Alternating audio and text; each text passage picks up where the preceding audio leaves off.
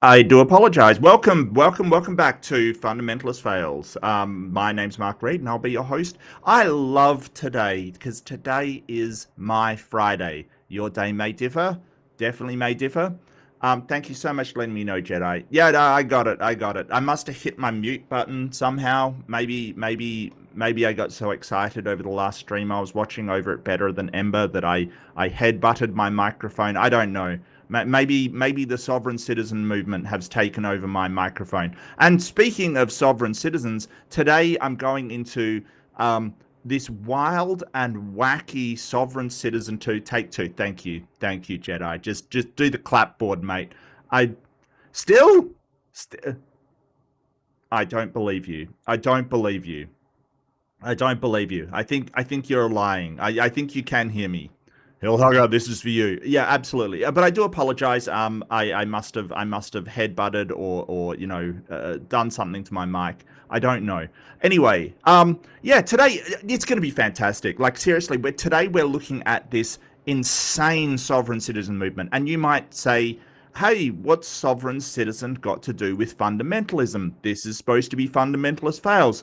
I'm glad you asked, imaginary straw man I just made up in my head. I'm glad you asked because, yeah, you'll see.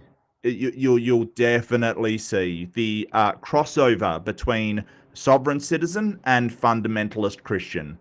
It's a Venn diagram that's almost a circle. It is wild how much the intersectionality of the wacky is pretty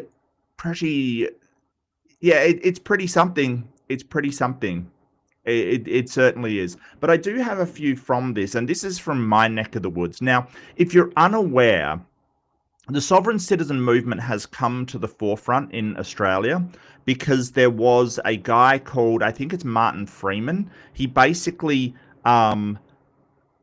involved in a shooting of police officers, and it was a horrible story. I think one of them died. It was terrible, but he was a sovereign citizen, and he took off to the wilderness. Has not been seen since. So it's really worrying that we've got like some random sovereign citizen who has like ended a police officer hiding out in the hills of New South Wales somewhere like a freaking Bigfoot. Like it is insane. Now, I personally think apparently he was an accomplished bushman. He knew the area kind of thing. But the fact that a manhunt can't find him, I'm almost sure he's getting help from from other sovereign citizens in order to hide the guy. I think it's reprehensible. It really does worry me. Just before we get started, I've got a super chat from the left-handed Jedi, not right-handed Sith. Member for 22 months. 22! Insane. Thank you so much, Jedi. Commentator, Great Caesar's Ghost. That's a long membership time. Great Caesar's Ghost. Well, thank you so much, Left-Handed Jedi. But yeah, you'll see. And I've got a number of videos from these guys. So these guys are, they are sort of on YouTube, on the internet, trying to look like a reputable organization. But there's a few things that gives away that they're not. And one of is their videos. So I've got a few videos. A few of them are their sort of produced, sort of they're very short sort of introductory things to what you can get out of the sovereign citizen movement. Another one is I've cut down an entire meeting of theirs, and that's where it gets batshit crazy, like seriously. But we might as well get started. Also, just a bit of housekeeping. I do apologize. And if you do, feel free to hit the like and subscribe. What you can't, it's free. It's free. Random other straw man I just made up in my head. It's free, so you can do that, without a problem. I'll let you know if I make any other straw men up. That's fine. But I did have a debate yesterday. It was during a member stream, which I did not plan. Okay, so before I get angry comments saying, "Hey, are you just keeping stuff to the members?" No, I did not expect that debate, so it wasn't supposed to be during the member stream. Okay, it was just a scheduled member stream.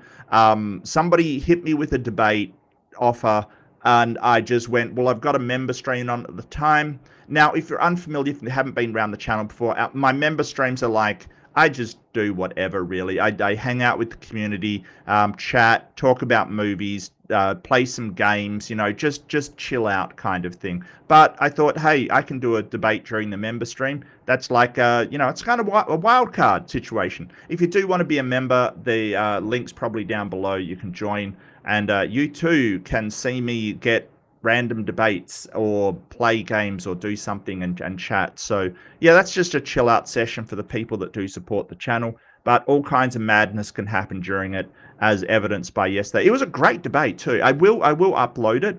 I might wait a little bit, upload it, but if you want, the member session, that's there. But I am trying to get debates. I felt like I couldn't refuse it because I've been let's face it, I've been bitching and moaning. Let's face it, I've been bitching and moaning that I haven't been able to get debates recently, so I could not pass it up. I could not. But I will come out with that. I'm just letting non-members know. I hear you. I will upload that as soon as I get a chance, like just cut it down a bit, upload it. So it doesn't have the, live stuff each side of it. Just going to let you know. But let's get this up and let's get started on this wild stuff. I will play this thing. Let's see. Is this the one I want? Oh, where's the oh yeah, there we go. Yeah. So this is called How Do I Live in a Straw Man? So this is surprise. That's why I've been talking straw man. How do I live in a straw man? Okay. Hey, I'm Talia. I'm going to tell you a little bit of a story. Okay, so remember this name Talia, right? Like, so she is the instigator of all this madness. Her name is actually Talia Rochelle. I don't know if that's her real name, but apparently her name is Talia Rochelle. And I have to be careful because she's very... She will put her family up on the internet for some reason. I don't know. I'm not 100% sure why. I think it's a very bad idea to do so. Let me just get the sound right. If I can just open up. Yeah, I'll just try and amplify it a bit.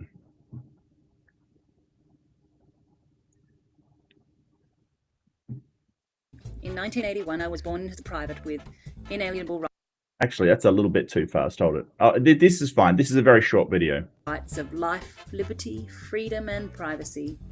The government... Yeah, so this sort of inalienable rights, that they seem to have gotten that from sort of the American system. I'm not 100% sure where they're getting that from. I don't think that we don't have a right to those things, but I think that's provided by the social contract.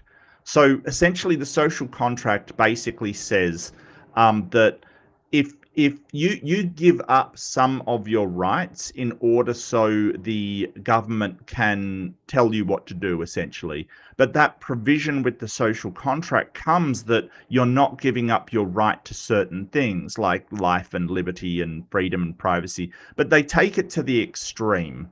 So what sovereign citizens do is say, well, I've got an inalienable right to freedom, for instance, so I have the freedom to not pay my taxes or treat people however I want, or sort of things like that. Usually these inalienable rights are based upon some kind of religious belief, usually in my experience. Now, that is anecdotal, admittedly, but I think I could definitely make a case of Talia here, thinking that that's where they come from. And suggested to my mum that she needed to register me with a birth certificate. So she did. She filled in a birth registration statement. My mum thought she was just getting me set up as an Australian citizen. She didn't know at the time that by filling in the registration... Okay, A birth certificate is not a contract. Okay, it's not a contract. It's important to be aware of this. All it is, a birth certificate is just a registration of in a country that you have been born. That's it. It's not a contract for anything. Okay, it's not. It is just saying, hey, this person has been born. That's proof of their birth and that they are an Australian citizen. Like, it is not a contract in any way. It doesn't make you do anything, right? Like, it's not like you're signing away. But they think that if you don't have a birth certificate, then you don't have to follow any of the laws of the country you're in. No, that's not how that works. No, no, no. And we know this because you can have a birth certificate for America. You can be born in the United States, have a US birth certificate, presumably which, according to them, is a contract with the United States. If you come to Australia, you still need to obey the law. Okay, it's independent of any kind of birth certificate. Okay, like this is madness. Form, she was actually creating a contract on my behalf.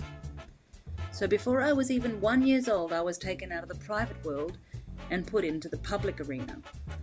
The best way to understand the public... No, you weren't. You were simply registered with the public in the government so that they could say, hey, this is actually a citizen. The question is it a contract? No, it's not a freaking contract. Stop. You. How dare you? You know what? I don't like this writing. Give me one sec. Is this better? Yeah, I think that's better. I can see that easier. No, you stop, all right? Stop it. Is it a contract? No, it's not a fucking contract. Come on now. Come on! Why is there question marks backward? That's a good question. Is as a social construct. It's designed to create order. The public...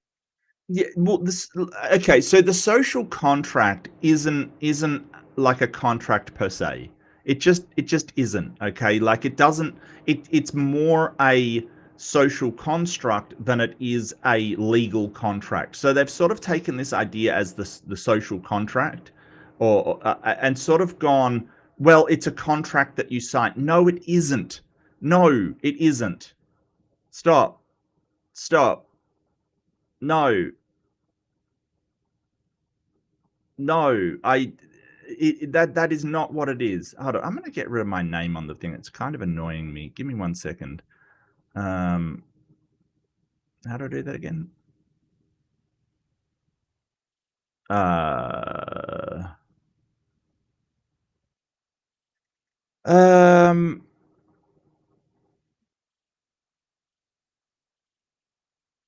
don't remember. Fuck it. How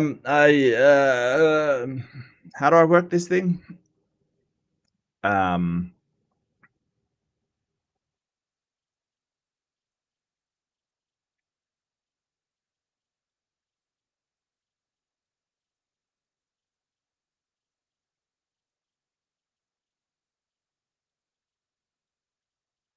I guess I can just, yeah. Okay. You know who I am. Yeah, so it's not like you're a private citizen and by having a birth certificate you're put into the public. You are part of the public already, but they're sort of mixing up private citizen with privacy. Like, it's not. You do not sign the social contract. It is an idea. It's an abstraction. It is it's not like a real contract. It's just a way to describe that people give up part of their autonomy in exchange for the government providing them with things and being able to live within a societal structure. But that is conditional. It's sort of the social contract sort of says that if the government violates certain rights that we withhold, that if the social contract is broken, we do not need to do what that government says. But, you know, it's why the government can't just imprison you for no reason or take people's lives on the street, or you would think, which is breaking the social contract. It's basically saying, hey, if the government doesn't use due process, then we ought not to listen to that government. But it really more is a abstraction, a social construct than any kind of real contract that you are part of. And it's sort of it's really adhered to. You really become part of the social contract implicitly, right? Like, so it's sort of automatic when you're born into a society, because you are part of that society. And the amount of times I've heard sovereign citizens say, well, I'm not part of your society. Yeah, you fucking are. Yeah, you are. You drive on the roads, you go to the stores, you engage in commerce, you do all of the things in society, but you want to claim you're not part of it. Okay, you're not living in a hut by yourself, right? Like, you are engaged in society whether you like it or not. And yeah, there is an element of, well, you don't get a choice to what society you're born into, and therefore what social contract you're part of. I understand that. But that is a consequence of the modern world. It doesn't mean like, oh, well, I reject that. Okay, well, then leave the country. Because if you live in the country, you're part of that country's society. That's just how it is. Is set up with rules and acts and legislations designed to keep a society running smoothly. Things like, yeah, who wants a smoothly running society? Bring on the madness. Yeah, no, that's never backfired. And this is the thing: sovereign citizens really they do not think about the consequences of society just breaking down. They really do not think about it, and it's wild. Like courts, contracts, and commerce rules, and all of these things are set up by corporations. No. Laws and things and commerce and things, regulatory, are not set up by corporations. They're set up by the government. Corporations don't make regulatory stuff. They may influence the government, right? And hey, there's a conversation to be had around that. How much corporate influence changes regulations and stuff? Hey, there's definitely something to talk about there, right? But corporations directly don't just make them up. That's not what happens. And there's a lot that is based on. Like, there's a lot of law in Australia that's based on. We have it's called a Westminster system. So the reason why is because the Australian legal system, and to a certain degree the political system, it's basically based on a combination between Washington and Westminster, which is England. Okay, so that's where it comes from. It's based on a lot of legal precedent. It's based on a lot of things that have been done before. Now, I'm not a lawyer. I want to make a disclaimer. I'm not a lawyer. I'm not an expert on the law. I know basic things about it. I would not claim to be an expert, but neither are these people. Corporations are like the government or the police department. Government's not a corporation. Not a corporation. It's the Commonwealth. It's basically the idea of the Commonwealth is it is a representative of the people. Now, hey, you might have a problem with how those representatives are put there. You might have a problem with influence over those representatives. You might have a problem with everything, but they're not a corporation. A corporation is a group of people working in the private sector to do something, and it's usually to make money for their shareholders as well as carry out some business function within society. Okay, it's not a corporation. A government is a government. A corporation is a corporate entity. One is in the public sphere. One is a private corporation. They are not the same. It is just ridiculous. Shrink my camera? I'll shrink you. Hey, see, I can get rid of you just like that. Don't question me. I have the power. Why do you have to hassle me, Justin? Why are you so mean? Why are you so mean? I don't know. Okay, a pink dot on the screen. Okay, that's just hurtful, yo. department. They are not actually living men and women, they're literally dead entities, like a company. Okay, so this idea of dead entities, they're not either. So there is a problem in America, and Citizens United, most people are aware of this, that corporations are treated as persons under the law in a certain sense. So because of a few different decisions throughout the US time that um, sort of that they basically decided that money was free speech and persons have a right to free speech. It's sort of a few of the decisions made it so that corporations are kind of persons and are treated as persons under the law. Australia, it's not really the same. They're definitely not persons. And this whole living and dead situation is silly. It's silly.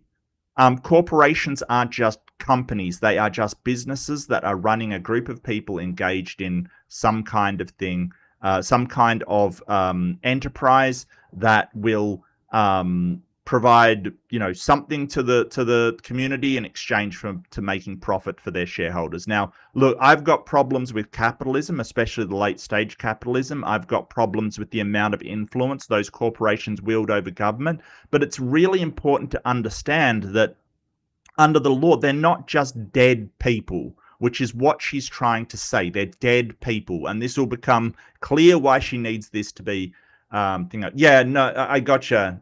Nobo Daddy 420. Right on. Yeah. They have freedom of speech. Right. And the fact that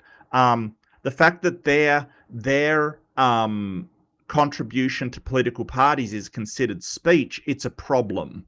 It's definitely a problem.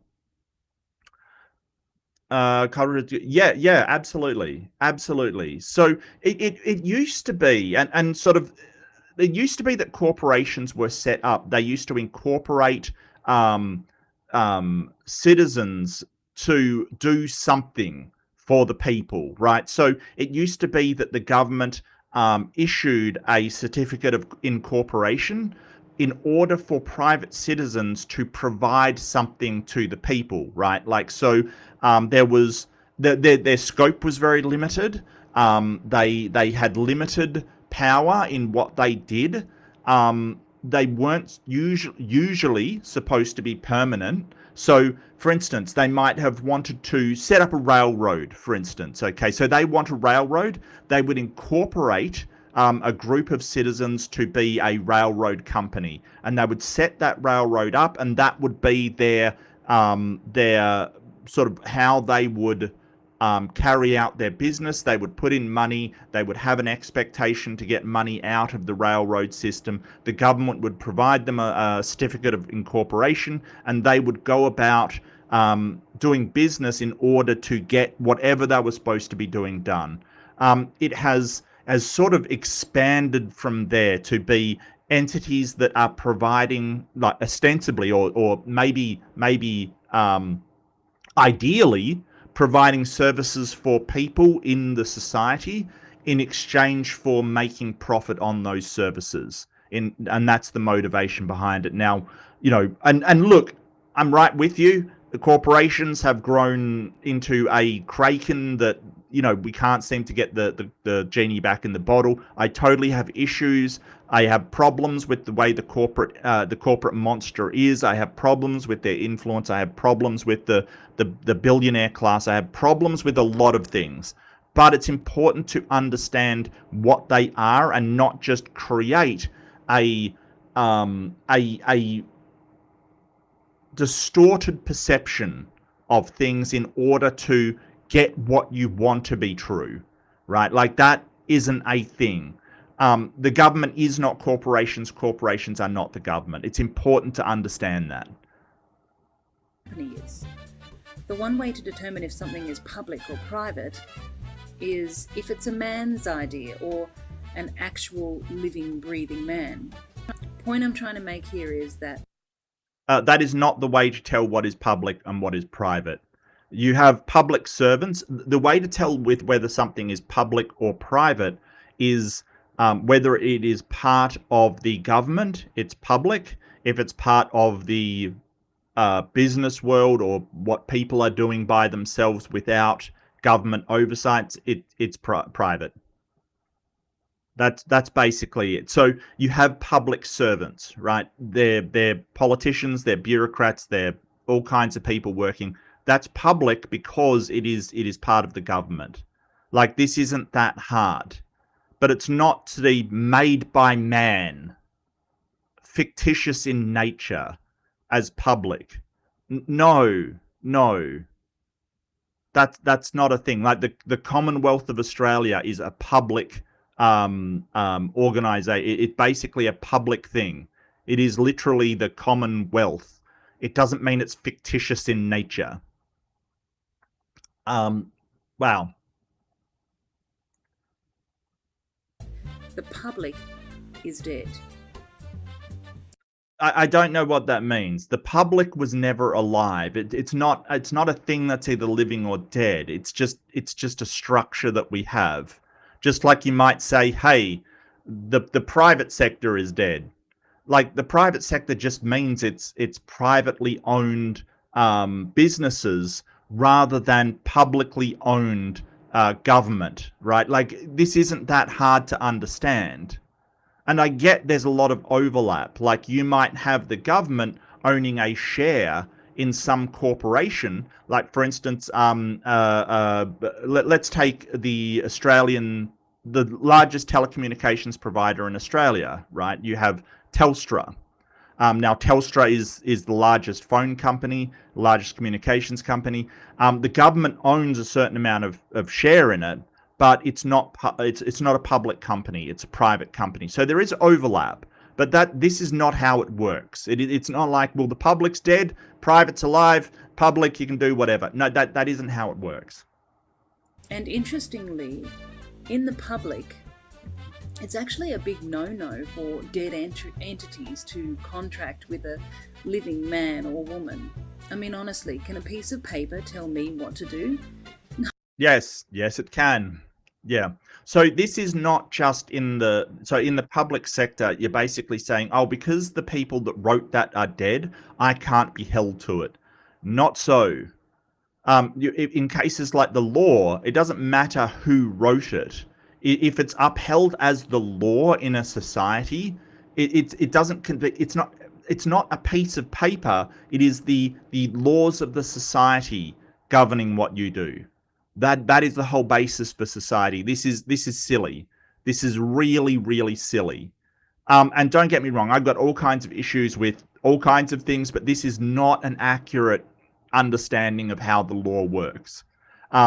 And even in a private, if you made a contract with a corporation, and then the person that you signed the contract with dies, it doesn't negate the contract.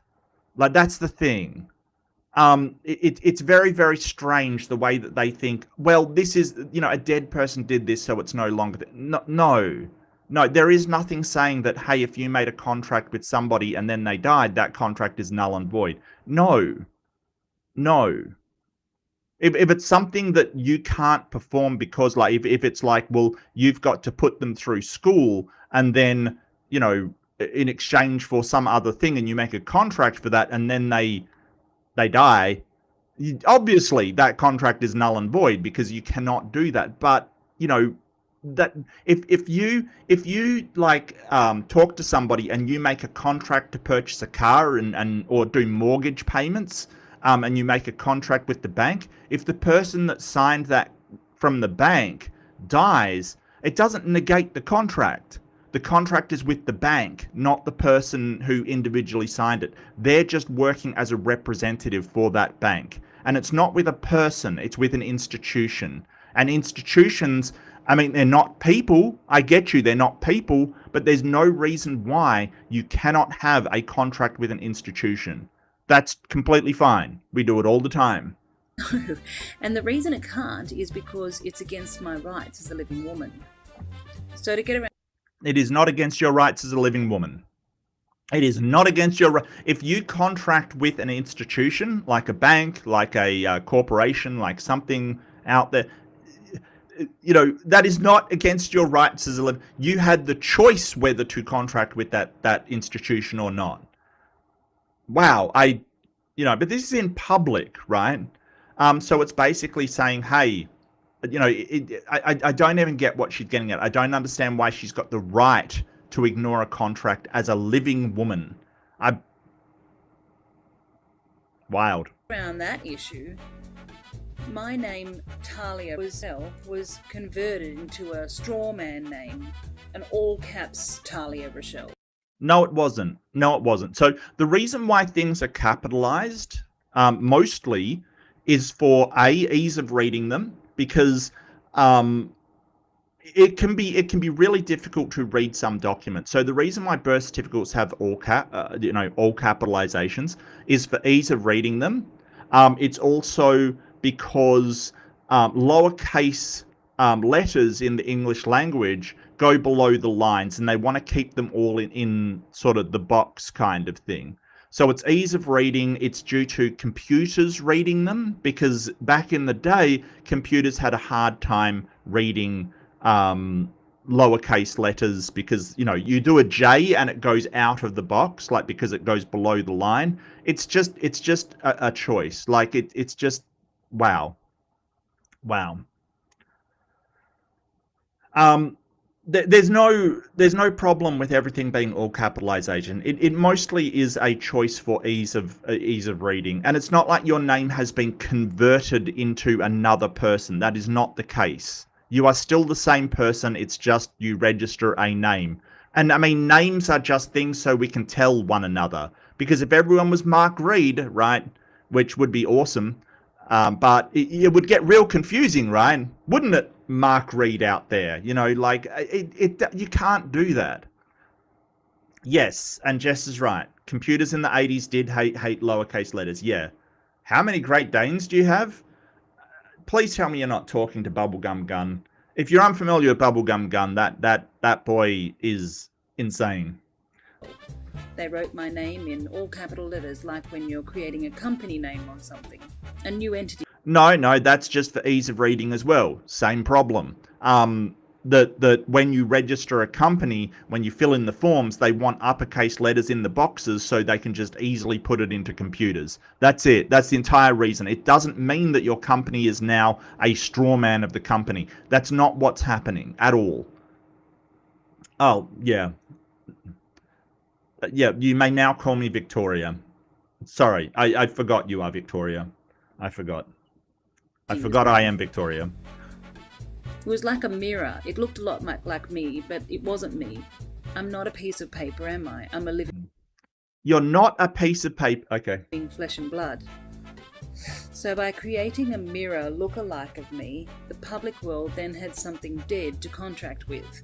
So throughout my life, unknown to me, I actually got my straw man to agree to following rules in the dead public system. I signed contracts for my straw man, like driver's licenses and car rego plates. I even got my straw man to agree to pay taxes.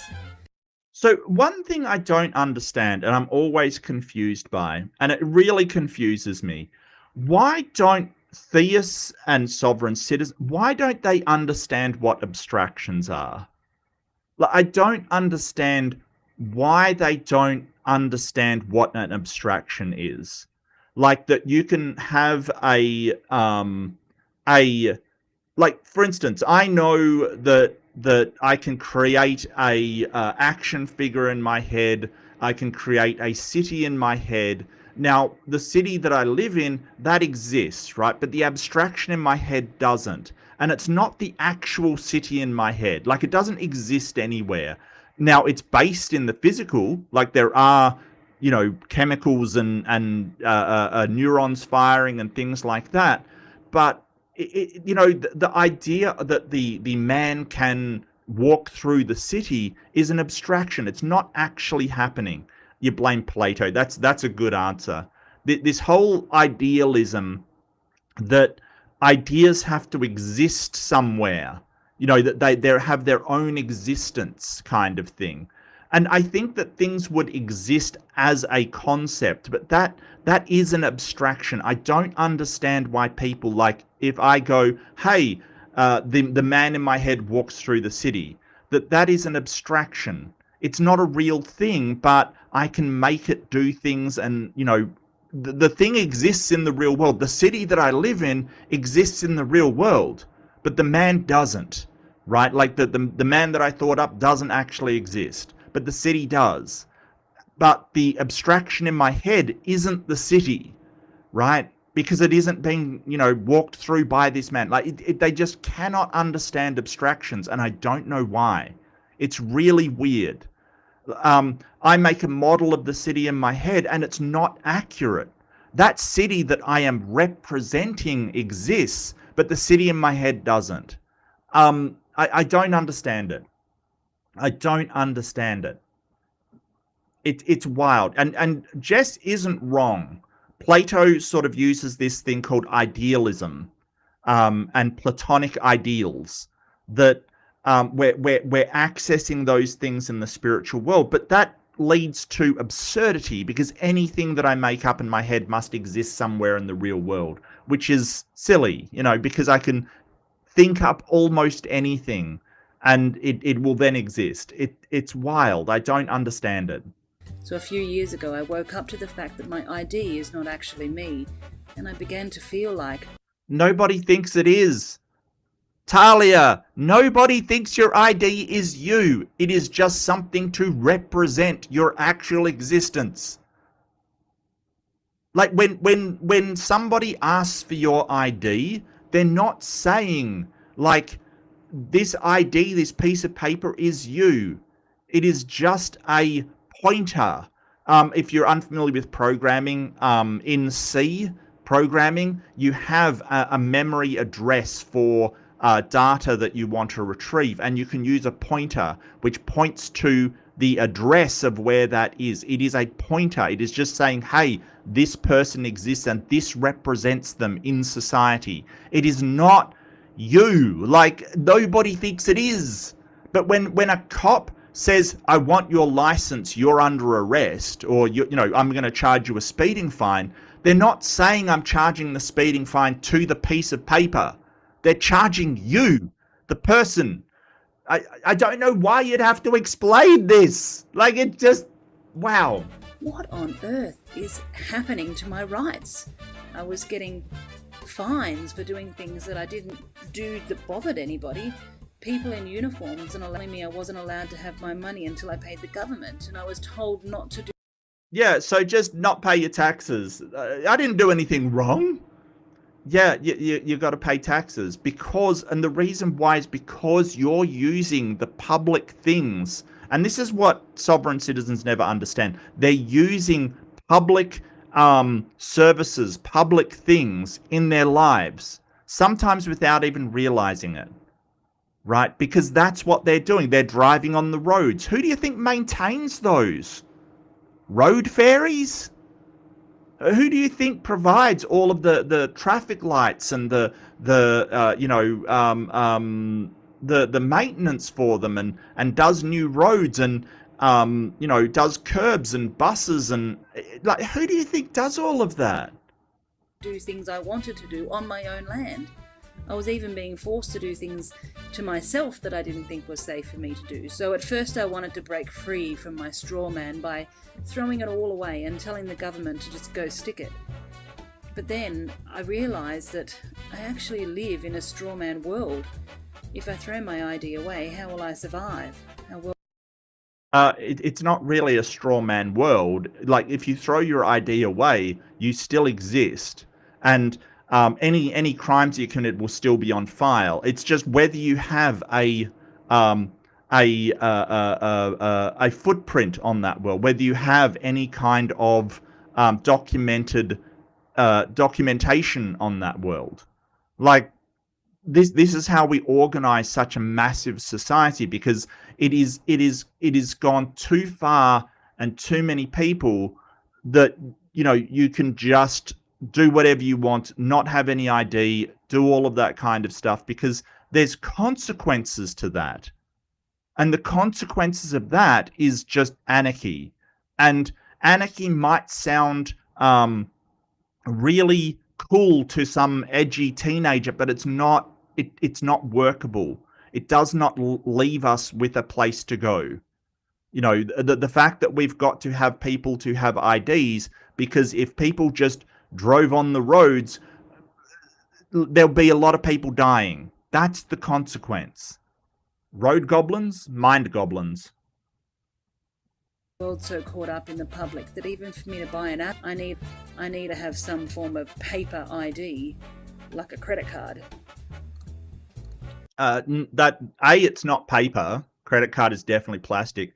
B, it's currency. Like this goes back to the, you know, to way before, probably before civilization really got started, that people would trade certain things, like the barter system. Like, you're a hunter, trade skins for, you know, the guy who collected, you know, berries or whatever, or the guy that built things, or built tools, kind of thing. I'll give you 5 skins if you give me that stone knife, kind of thing. Like, you know, a barter system. And then to facilitate everything, somebody came up with, you know, who knows who came up with the idea. It's been around for so long. Someone came up with the idea of, oh, well, if I have these shells, we can just use these shells as a stand-in. Each hide is worth 5 shells. You know, this knife is worth 5 shells. And then it becomes easier to trade things among yourself. It's sort of just a long line of, you know, currency. And now it's gotten very complicated. I admit that. You know, and I think there's problems with it, but we still need a way. You know, we can't just barter everything, right? Like, you can't just, you know, I can't just go, well, I understand how to fix internet services, right? So, you know, and fix networks. So I'm going to trade you. If I fix your network, you're going to give me my groceries. Oh, you don't have my groceries? Well, what do you have? Oh, you're a mechanic, so you can fix my car, which doesn't need fixing? Okay, well, there's a problem there, isn't there? I don't know. The problem with currency is wild, because a barter system would not work in our modern societies. I don't understand what they don't understand about that. It's wild. The good news is that there is actually a way to operate in the public and the private. I knew myself that I needed to learn a thing or two. I needed to be a student for a while. I needed to figure out what is public, what is private, and how do I live in both worlds. That's when I was introduced to the Living Council. The Living Council is made up of living men and women just like you and just like me, who are moving back into the private without throwing away their ID. You can find information on the Living Council at thelivingcouncil.info. Yeah, and this is their sort of sovereign citizen movement, the Living Council, and it's you'll see why it's a problem. So if you're like me and you have questions around what's going on, who am I, and how do I fit into all of this, then go to the website and reach out to the Living Council. Okay, so the Living Council, this is the wild sovereign citizen movement. Reclaim freedom, live lawfully, build a legacy.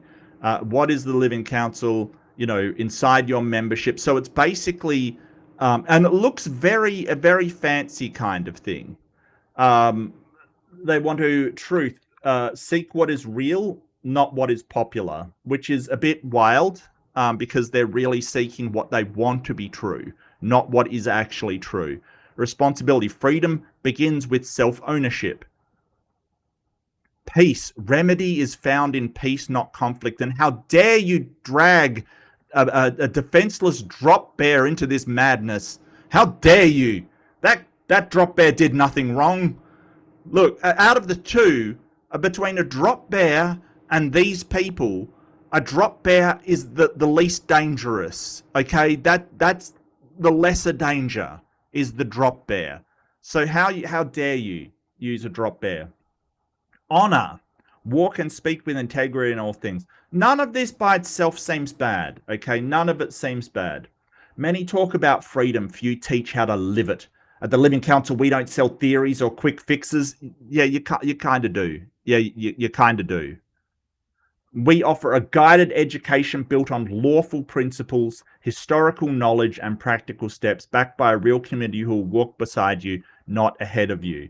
You'll find structure, substance support, everything you need to. Yeah. So it's basically a sort of a support group for people that misrepresent the law, misrepresent contracts, misrepresent everything, which is wild. And yeah, you're right, Jess. They destroy lives. They destroy lives. Absolutely. Absolutely. So this is them. You have about this is the Talia, I'm Talia kind of thing. If you're anything like me, getting clarity around your home, money, or government issues, understanding your options without overwhelm or panic, strengthening your family routine, structure, and emotional stability, building a life that feels free, grounded, and actually yours, learning how to handle life's systems, right? So they're sort of giving advice on all kind of sort of legal and regulatory advice without having any knowledge of it whatsoever. Help untangling in your world. And it looks very good. It looks very good kind of thing. It's a very good website. She's also shilling a book, so buy my DVDs. G'day, mate. I felt it too. Yeah, and the house that freedom built.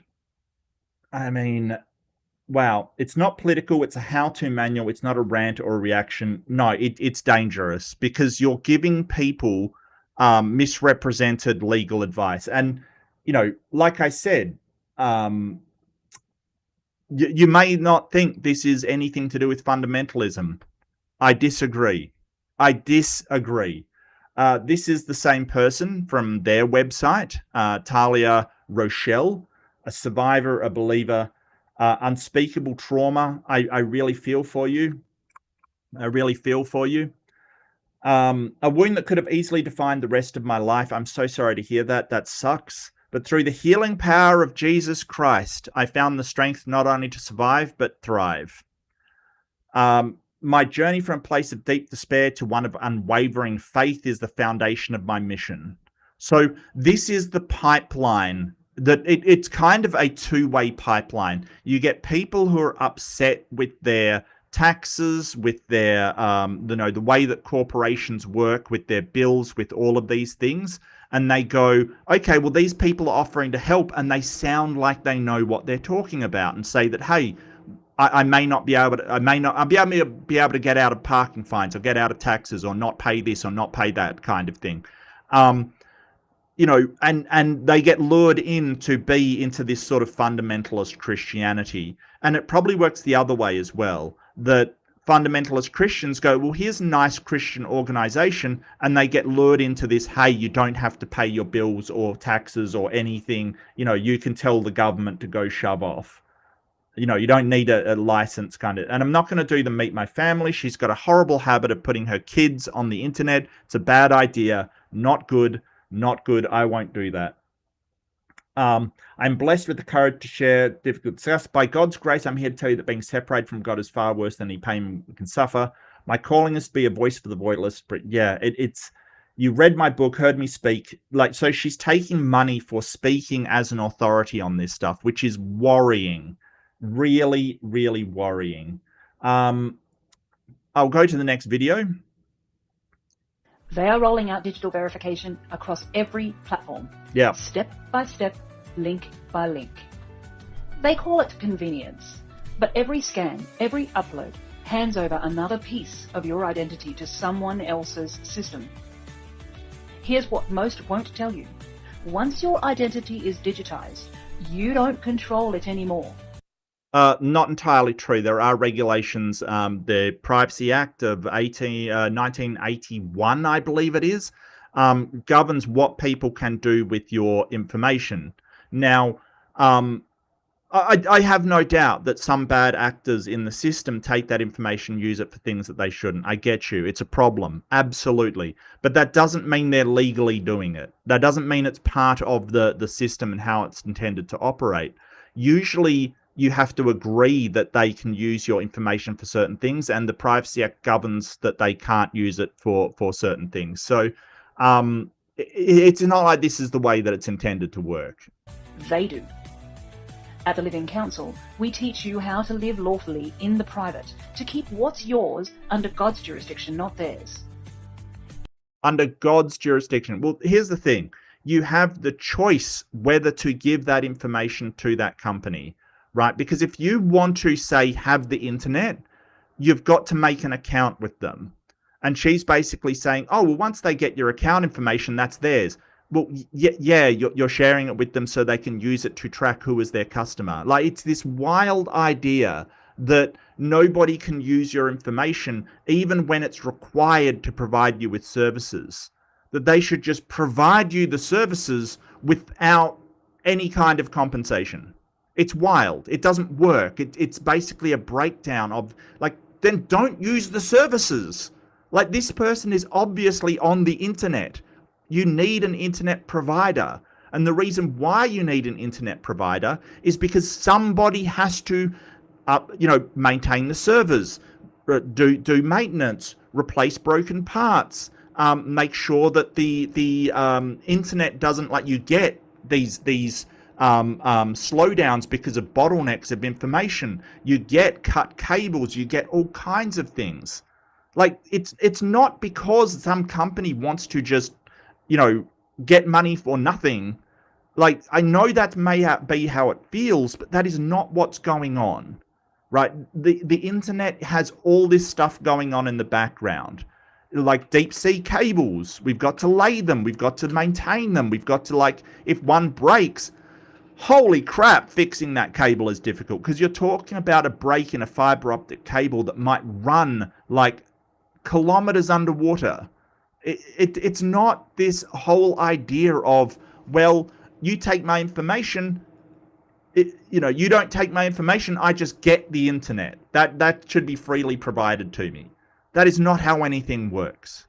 That is not how anything works. If you haven't positioned yourself yet, the window is closing fast.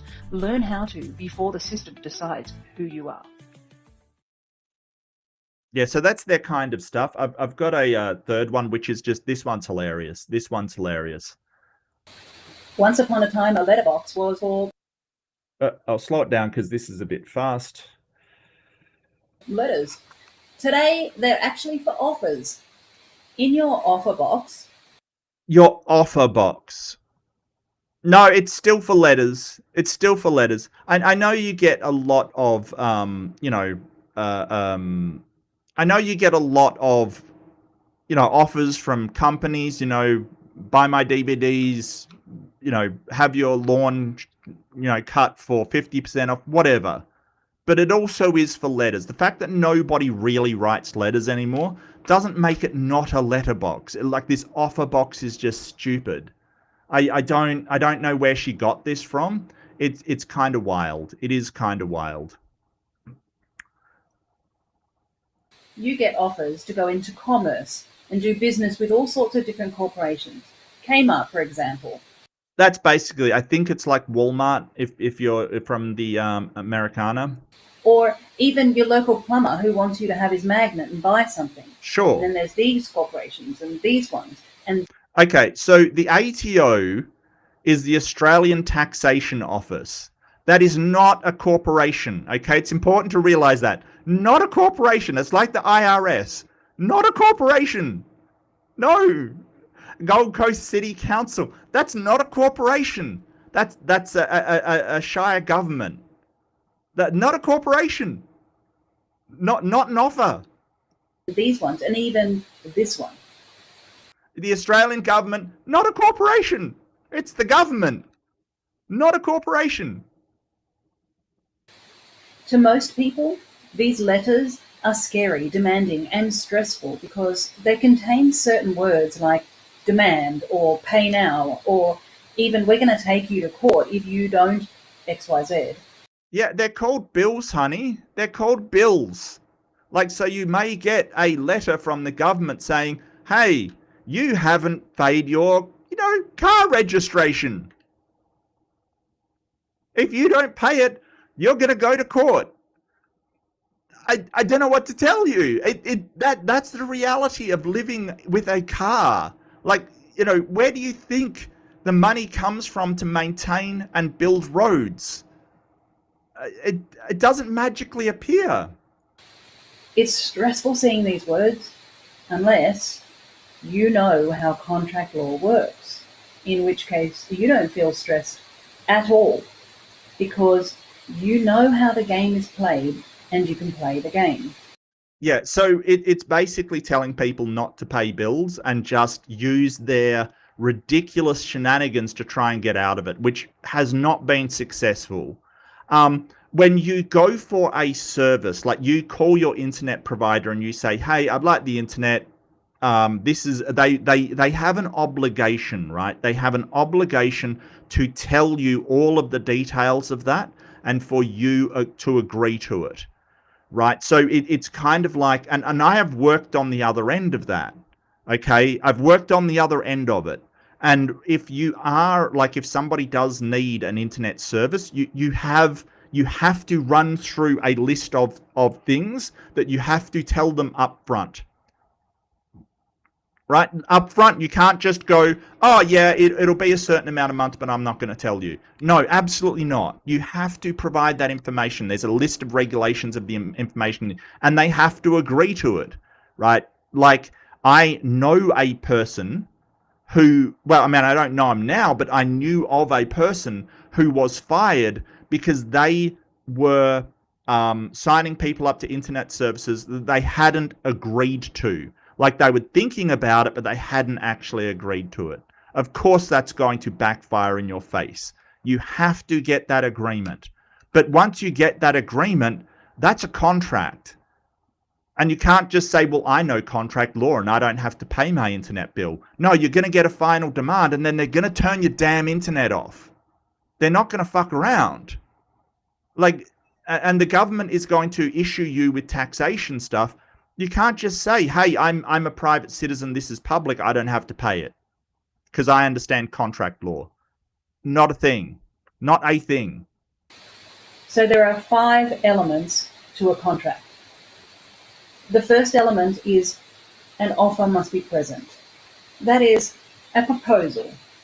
The second element is consideration. That is, something needs to be exchanged between the two parties. The next one is acceptance. One needs to accept the offer. Another one is capacity. Is all the parties of age and able to make decisions? And the last one is intention to create legal relations. Now, these end 4 components of a contract really depend on how well an offer is made. That is... Yeah, but stuff like taxation, not a contract. Not everything falls under the heading of contracts, right? Some things are just societal obligations or obligations for your living in a country. They're legal obligations, not contractual, right? So you've got contractual obligations, like for instance, if you sign an NDA, for instance, that may be a contractual obligation, but some are legal obligations, right? They're not contractual.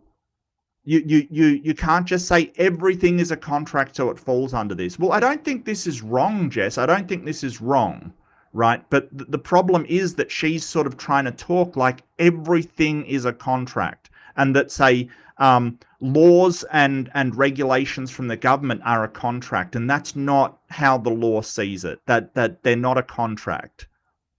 The marketing. So while almost everything that arrives in your offer box is an offer to contract, it is important not to simply throw these offers into the bin. Some corporations, such as government bodies, lean heavily on...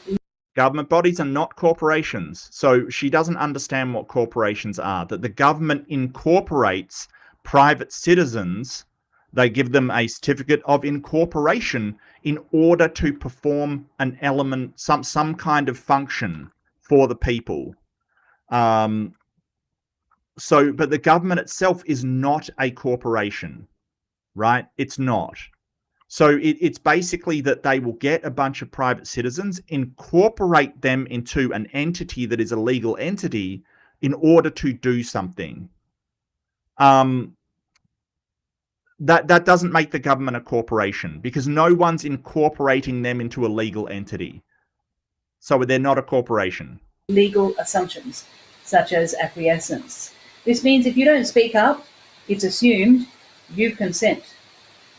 No, not how that works. Not how that works. If you're entering a contract with a corporation, you have to agree to it in order to be held to that contract. But the same is not true with laws. You don't have to agree to laws to be held to them. That's not how laws work. But corporations can't make laws. That's a part of the legislative process, which is, ostensibly the government's purview. You can't just make laws as a corporation. That's not a thing. You can enter contracts, but you can't make laws. This is a complete misunderstanding of what a corporation is, how laws are created, how contracts are created, and the difference between them. So if you get a letter or an offer in the mail, it's important from a legal standpoint that you rebut the assumptions being made. So how do you rebut an assumption? Most people in the Living Council do this through a legal process called pre-action protocols. If ever a contract is being challenged in court, the magistrate has certain things they look for, pre-actions, that determine how he will judge the matter. These are called notices. Notices are really letters, but they have a few key elements, such as an action date, do XYZ by this date, and they're addressed to a man or a woman, and a task needs to be completed. Okay, so pre-action protocols are basically where you, before going to court and sort of taking up the court's time, the judge will encourage the parties to settle out of court, like to do some kind of mediated talk or come to some agreement in order not to waste the court's time, right? So these pre-action protocols are sort of just to encourage some sort of alternative dispute resolution, because if everything went to court, it would be a lot more litigation going on in the court. It would be a lot more slower in the courts. So they kind of encourage this, but that doesn't mean you have to do it. And that doesn't mean you can just sort of go, well, I don't want to, and that's it. Like, both parties have to agree to this or it will go to court. And this is how people's lives are destroyed. Pay now. You'll have seen notices being sent to you. That's because these corporations know that for matters to stand in court, certain steps must be done for a magistrate to make judgment. But you know what? Notices are not reserved only for multinational corporations. No, in fact, everyday men and women use them all the time. In the Living Council, we teach people how to use notices to cancel out all those pesky letters that arrive in the letterbox. So to find out more about how to express your rights and write notices, reach out to us at thelivingcouncil.info. Okay, so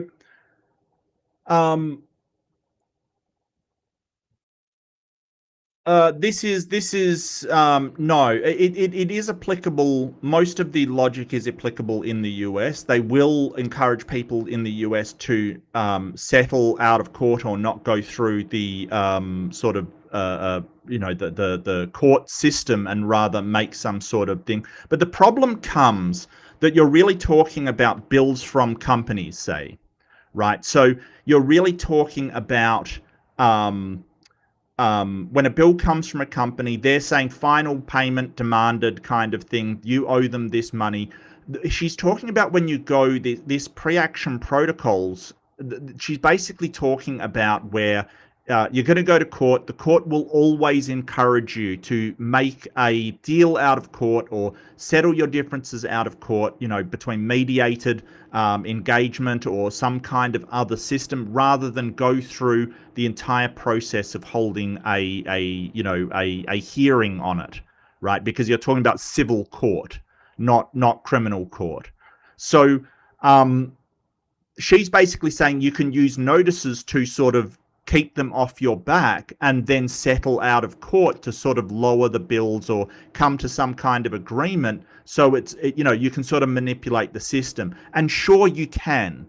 The problem comes later, because what that company will do is say, well, don't give this person any services, right? So, and this is from working in sort of an area of internet services, right? That's where I used to work, in internet services. The company would have details on people that would not be able to get an account. Okay, they wouldn't be able to get an account at all. And people would have credit scores. If you don't pay bills, companies will share that information around by your credit score, and you'll find it hard to get certain things, loans, internet services. If you screwed over a bunch of internet companies, you may be struggling to get a service. There's repercussions for doing this. Like, you're basically going, I agreed to pay X amount. If you default on your bills, you just be a pain in the ass until they basically drop the amount, or they basically eat the loss, because sometimes we write it off.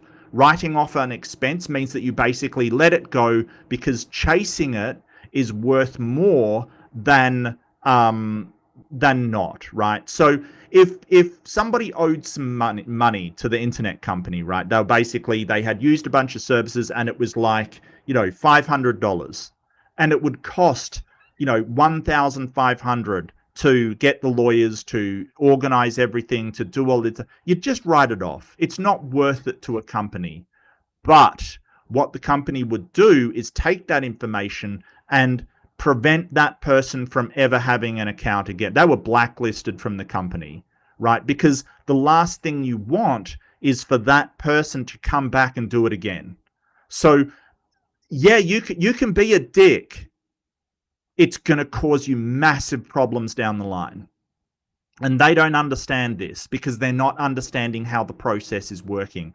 That when you're making a contract with a private company, they may turn around and say, no, we have the right to say we don't want you as a customer. And that's when they arc up saying their rights have been violated and all this nonsense. It's ridiculous.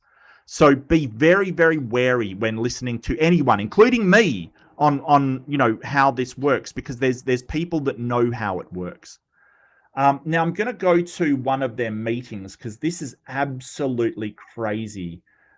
This is called Education or Indoctrination, and it's really the only sort of thing that I found.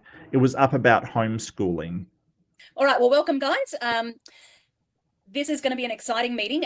So this is the Talia Rochelle woman. She thinks that she's an authority on just about everything. And not everything she says is wrong, but, the evaluations of them are so terrible. They're so bad. It's absolutely shocking. And I am absolutely thrilled to have such a great turnout. And we have specifically invited people who are not part of the Living Council to join us today, because this is a pertinent issue. And I just really felt it burden on my heart for... Well, I've been preparing for this meeting for a couple of weeks, but really burdening me for the last week or so. And so I was like, this is needed, this is important, and we're going to just open. Hold on, did I get... Oh, this is the entire thing. Hang on, I cut this down. I was wondering why it was so rambling. Give me a second. I've got the full version up. I need to get I did do some work editing this, so it wasn't... It really is just a rambling thing. So you can thank me, random straw man I made up for the first time. You can thank me for having to go through this absolute freaking nonsense.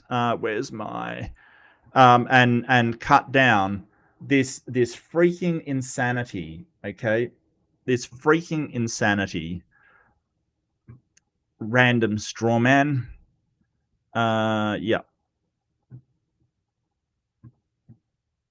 I've been preparing for this meeting for a couple of weeks, but because this information needs to go far and wide. It will. And that means whatever is said tonight. Okay, what are SovCits? Okay.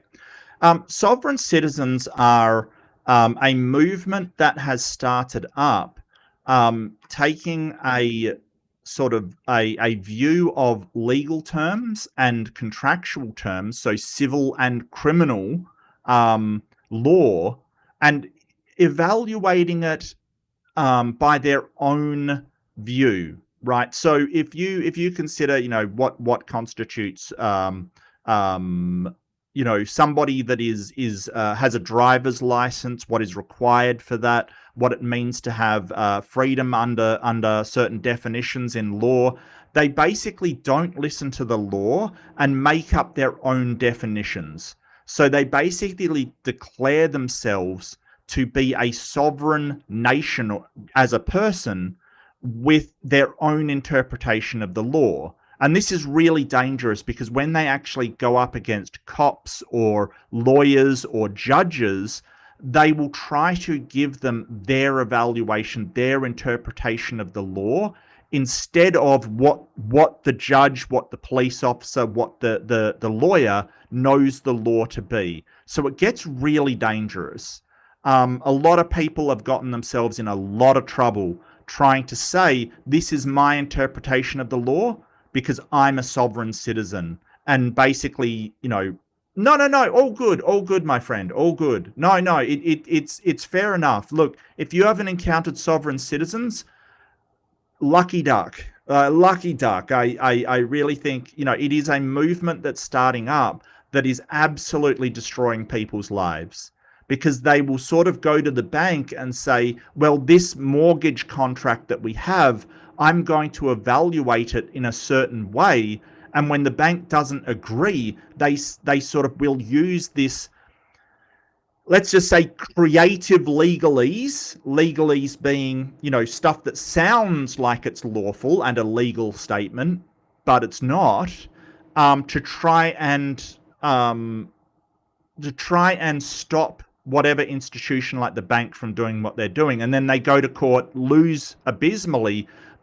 It's got a number of problems. Number one, people are being hurt by it because they'll be told from people like this that they don't have to pay bills, they don't have to pay registration, they don't have to follow the law, they don't have to do all these things. But when it comes to the real world, there's consequences for that. And yeah, I mean, that's one thing, Jinx, yeah. And the other consequence is it takes up a ton of the court's time, because they always want to go into the court, argue what they think is their legal opinion, when the court doesn't even recognize that legal opinion. It's just so misguided and terrible. So it has a detriment effect to society, where it is taking up this time in the court that is just ridiculous. It's gumming up the court. So it has a twofold detriment to everybody. And it's totally fine, Mr. McTime. Totally get you. Look, a lot of the stuff we do here is wild crap. I mean, I cover young Earth creationism, the 6,000-year-old Earth, which is ludicrous. Flat Earth, ludicrous. It's flat Earth. It's ludicrous. And sovereign citizen, they are the trifecta of ridiculousness, absurdity. So yeah, we're on the thing before. Yeah, no, it never makes a good solution. Never. Go and rehash this stuff to your friends and family. Share this information. So we are a Christian organization, so we're founded with Christians, but we're not strictly just for Christians. What does this have to do with fundamentalism? Yes, Christian organization.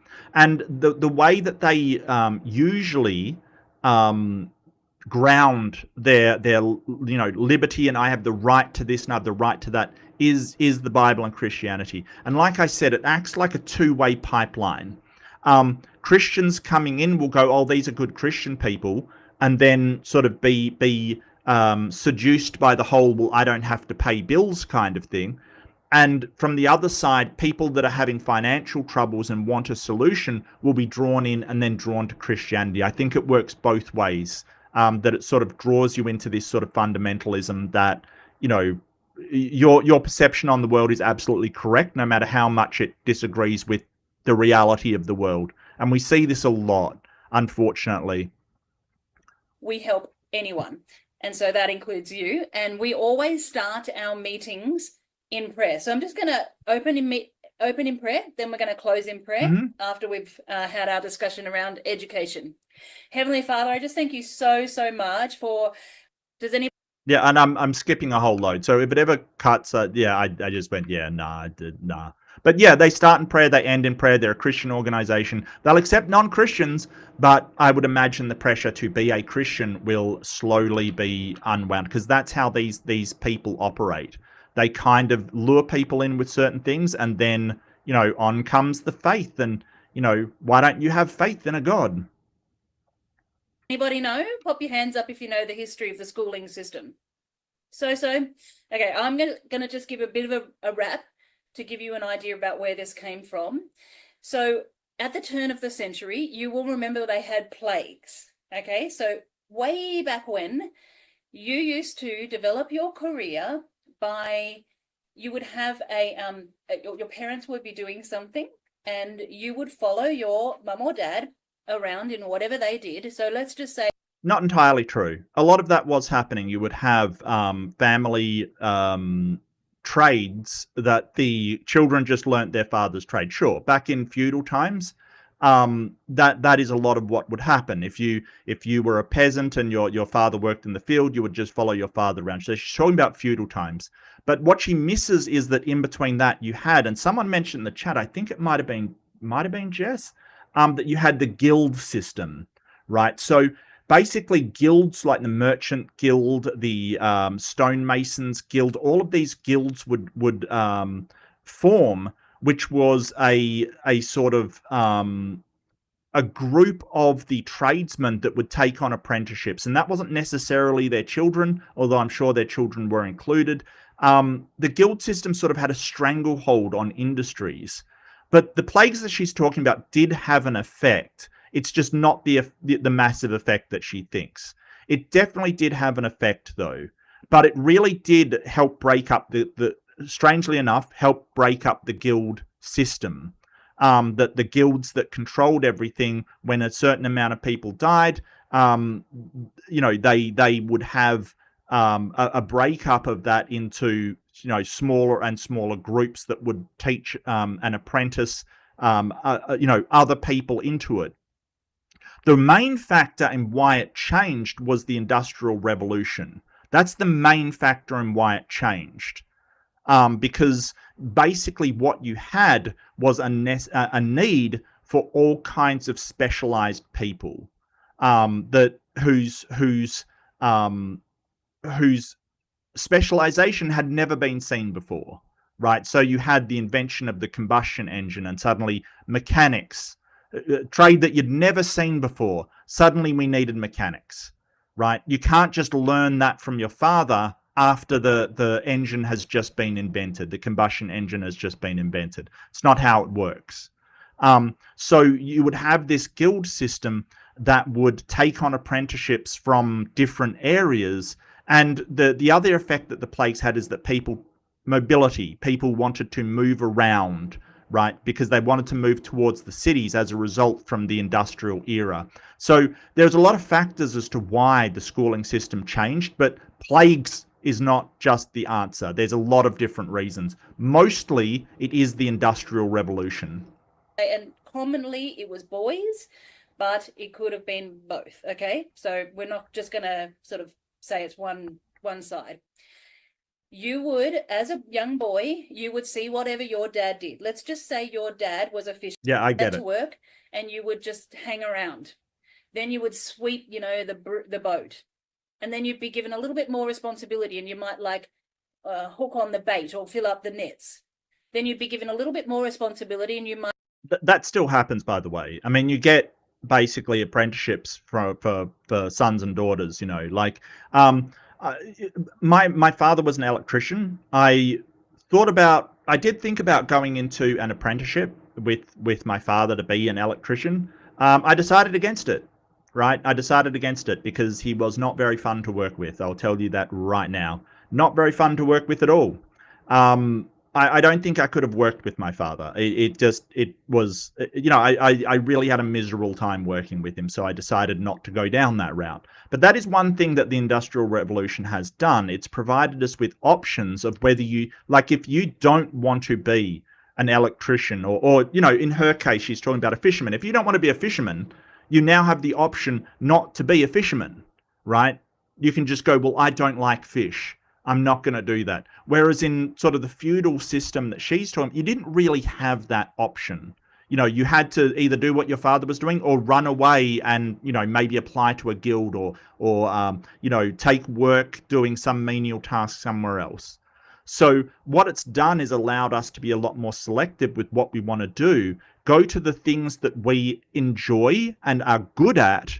And so our specialists have become a lot better, because somebody who hates fishing is not going to be a very good fisherman. Somebody that loves fishing is. So it's allowed us to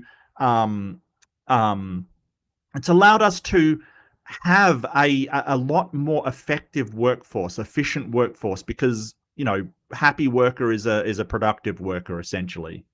Might run one of the ships in his fleet until eventually. Fleet? Yeah, I hate to tell you this, but the guy catching fish usually doesn't have a fleet. It's usually owned by anyway, whatever. Okay, maybe the fisherman has a fleet. All right. I don't know how far back she's going here, but really? Okay. Actually, you had apprenticed your way up and you had apprenticed your way forward into a career. And that was what you did. And then little girls would follow their mum around to learn about whatever mum did. And it was around the home. So they would follow their mum around in the home and they'd learn, here, put this little bit of flour in and you'd mix that up, or we'd put this into this is how you carry the sticks for the fireplace, whatever it was. Yeah, and I don't like how she's using the cooking reference. Like, just learn off your mum how to cook, women. Back to the kitchen. She's probably not meaning it like that, to be fair, but it kind of is annoying to me that that's the thing she brings up. Men are fishermen, women are in the kitchen. Yeah, I don't, what? Okay, I know I'm being very general here, but the point I'm trying to make is that, one second, I've got kids and they're learning. Yeah. What did you want? We're looking for the keys. Sorry, no can do. So they're looking for the keys because they're 11 and 14 and they want to drive the car. If you've got an issue with that, take it up with Roads and Maritime. Yeah, so they want the keys because they want to drive. So they're just casually asking her for the keys. So she's saying if you've got a problem with that, take it up with Roads and Maritime kind of thing. That's not a thing. I don't think that's a thing. There's like Roads and Maritime. I don't. So this is probably New South Wales, and it's Roads and Waterways, as far as I know. Roads and Maritime was an old thing. So she's in New South Wales, so we've pinned her down to a state. So if she's letting her kids drive at 11 and 14, yeah, I got a problem with that, especially when they can casually ask for the keys like it happens all the time. All the time. And yeah, I do have a problem with that, actually. I do. Like, wow. 11. Yeah, no, not cool with it. Not cool with it. All right. Okay, let's get back on track. So you're a young kid and you want to learn something, you follow mum or you follow dad, until eventually you were standing on your own 2 feet and you knew what you needed to do. So if you were the fisherman, you would end up having a fleet of your own because you... Yeah, I don't think that's how that worked. I don't think that most fishermen had a fleet of their own. I don't think that's how that worked. I don't know how far back she's going here. The fishermen don't usually own their own fleet. Like, it does happen nowadays. Like, you will get, cray fishermen or lobster fishermen or fishermen that own their own boat, maybe own a fishing company. But it's usually not the guy actually hauling in the fish that owns the fleet. I don't know. What planet are you from? You had just apprenticed your way through and you learned your career. Okay, that was back then. And then the plagues came. Okay, there were 2 things that happened. The plagues came and the turn of the century, and we came out of the industrial age. Well, Yeah, I mean, it was still the Industrial Revolution, though. Like, it really is the sort of Industrial Revolution's fault mainly. And I mean, plagues. You're talking about the Great, Black Death kind of thing. But eh, she's kind of right. It's just, it's more to it than just these two things happened, and then that's it. That's why it all changed. Okay, they're the two things that we went into the industrial age. So what that means is, when the plagues happened, society had a problem. Oh dear, there's all these children now who don't have a mum and dad. They are, orphans. Who is going to apprentice these children forward?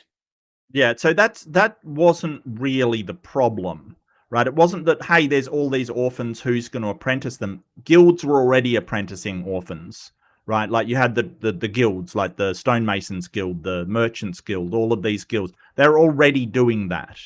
So that wasn't the problem.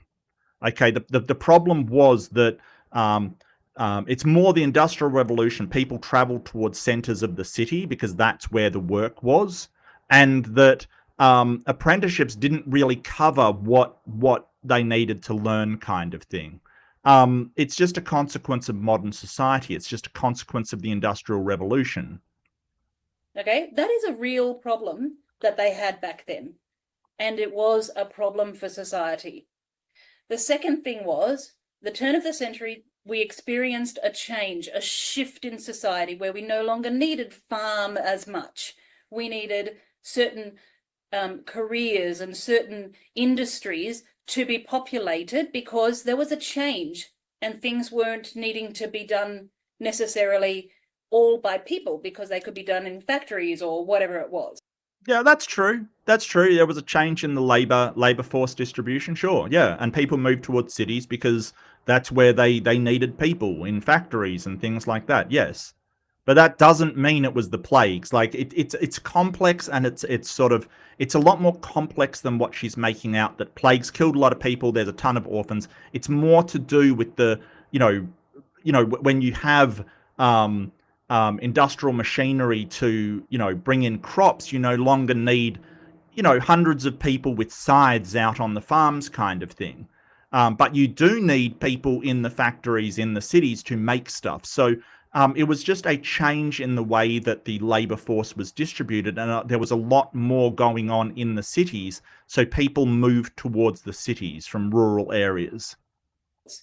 And we'll just get all of them together, the orphans and whatever, we'll put them all together, and we will teach them stuff, and we will apprentice them. So how do we do this? Okay, they're not just going to follow us. So what we need to do is we need to create what they now call subjects. Okay, we're going to create subjects. This is certain types of information that we believe is needed to produce a certain type of individual that can meet a societal need. Right.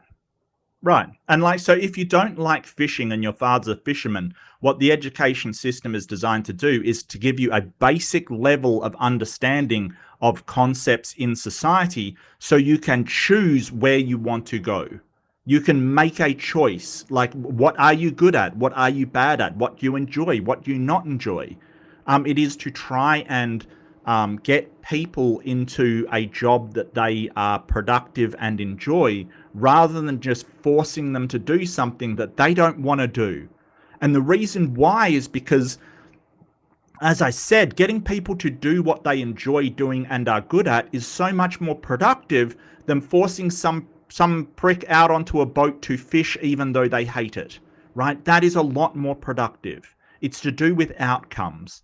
And having an educated public is good for society in general. If you are educated, you will make better decisions. And because democracy relies on people to implement a representative government, having an educated public means that you have a better government overall, because they will make good decisions about their representatives rather than bad ones.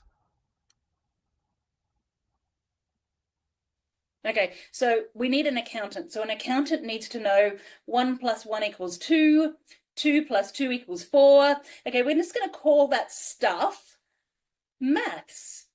Okay, so maths has been around for a long time, way longer than apprenticeships. I'll give you the tip right now. Math has been around a really long time. Okay, it's not just that we've made up this stuff that we need. It's just that that is the stuff that is used, and we found that this profession uses this stuff. So in order to be trained as an accountant, you will need a certain proficiency in maths. But the same is true of an engineer, right? In order to be an engineer, say a civil engineer, you will need a certain amount of maths. How can you tell if you like being an engineer? Do you like maths? Basically, how do you know if you'll like being an accountant? Do you like maths? This is the way that we set up professions. It's not this thing of, well, we've determined that there's this stuff that you need, we're going to call that maths. That's not what's happening. It's the other way round. It's like what we found is that this profession needs maths, but maths is something that we teach at a base level for everybody, because everybody needs a base level of maths in order to get by in society, because we've all got to understand money and finance to a certain degree in order to survive. Like, you can't just walk into a shop. They say, that's $5.95, and you go, what's $5.95? I don't understand. That doesn't work, right? So we need a basic level of understanding in this stuff. Okay, let's call that a subject, and that subject is maths.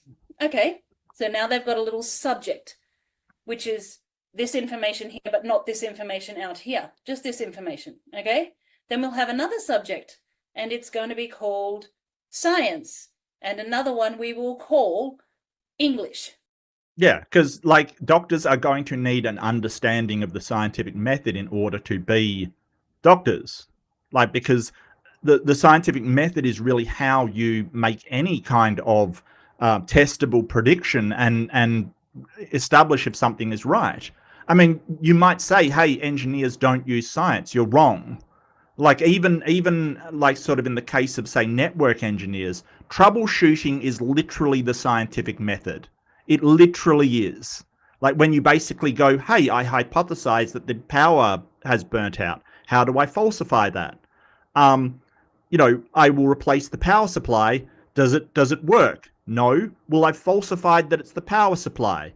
I then put another hypothesis in. Like, troubleshooting in IT is literally the scientific method. It's a very simplified version, but it still is. Right? Observation, questions, hypothesis, testing, falsification, and then retesting. And then probably, if you're working in a professional manner, you're logging what the problem is and the steps you did to fix it, which is sort of the publication part. Like, seriously, I'm not even joking. The scientific method is used in so many things. It's just people don't realize it. Cool. Are you following with me? Yep. All right. So now we've got all these little subjects. What we'll do is we'll put together, and now I know I'm going to come across facetious, but it is what I'm saying it is. Okay? And you can look at this, and you look at it long and hard, and if you don't agree, that's okay. But really look at it. We're going to create a conveyor belt. Okay? It's a sushi train, apparently. We're going to put all of the little 5-year-old orphans together, and we're going to give them this bit of information called maths, this bit of English, this bit of science, and we're going to put them on a conveyor belt, and they'll learn and go through a process on a conveyor belt of information, and then they'll plop off the conveyor belt at a time that we believe they are adults. Let's just say that's 16, 17. All right. Now, at that time. Yes, this is a total misunderstanding of how the education system works. And she's sort of not understanding that, like, she's sort of holding this apprenticeship system up. Like, oh, well, you could learn how to be a fisherman off your father. Well, for sure. But what the current education system does is facilitates social mobility. Okay, social mobility.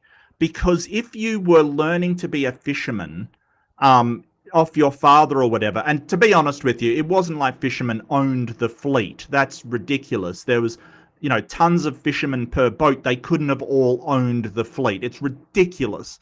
But anyway, just because you were learning to be a fisherman, you couldn't go and be, get a head start in the banking sector. That wasn't a thing, right? Because of the stranglehold of the guilds, you would need to be an apprentice in the guilds. And if you wanted to change career, it was like, no, you're a fisherman. You'll be a fisherman for the rest of your life. And that would be your social level.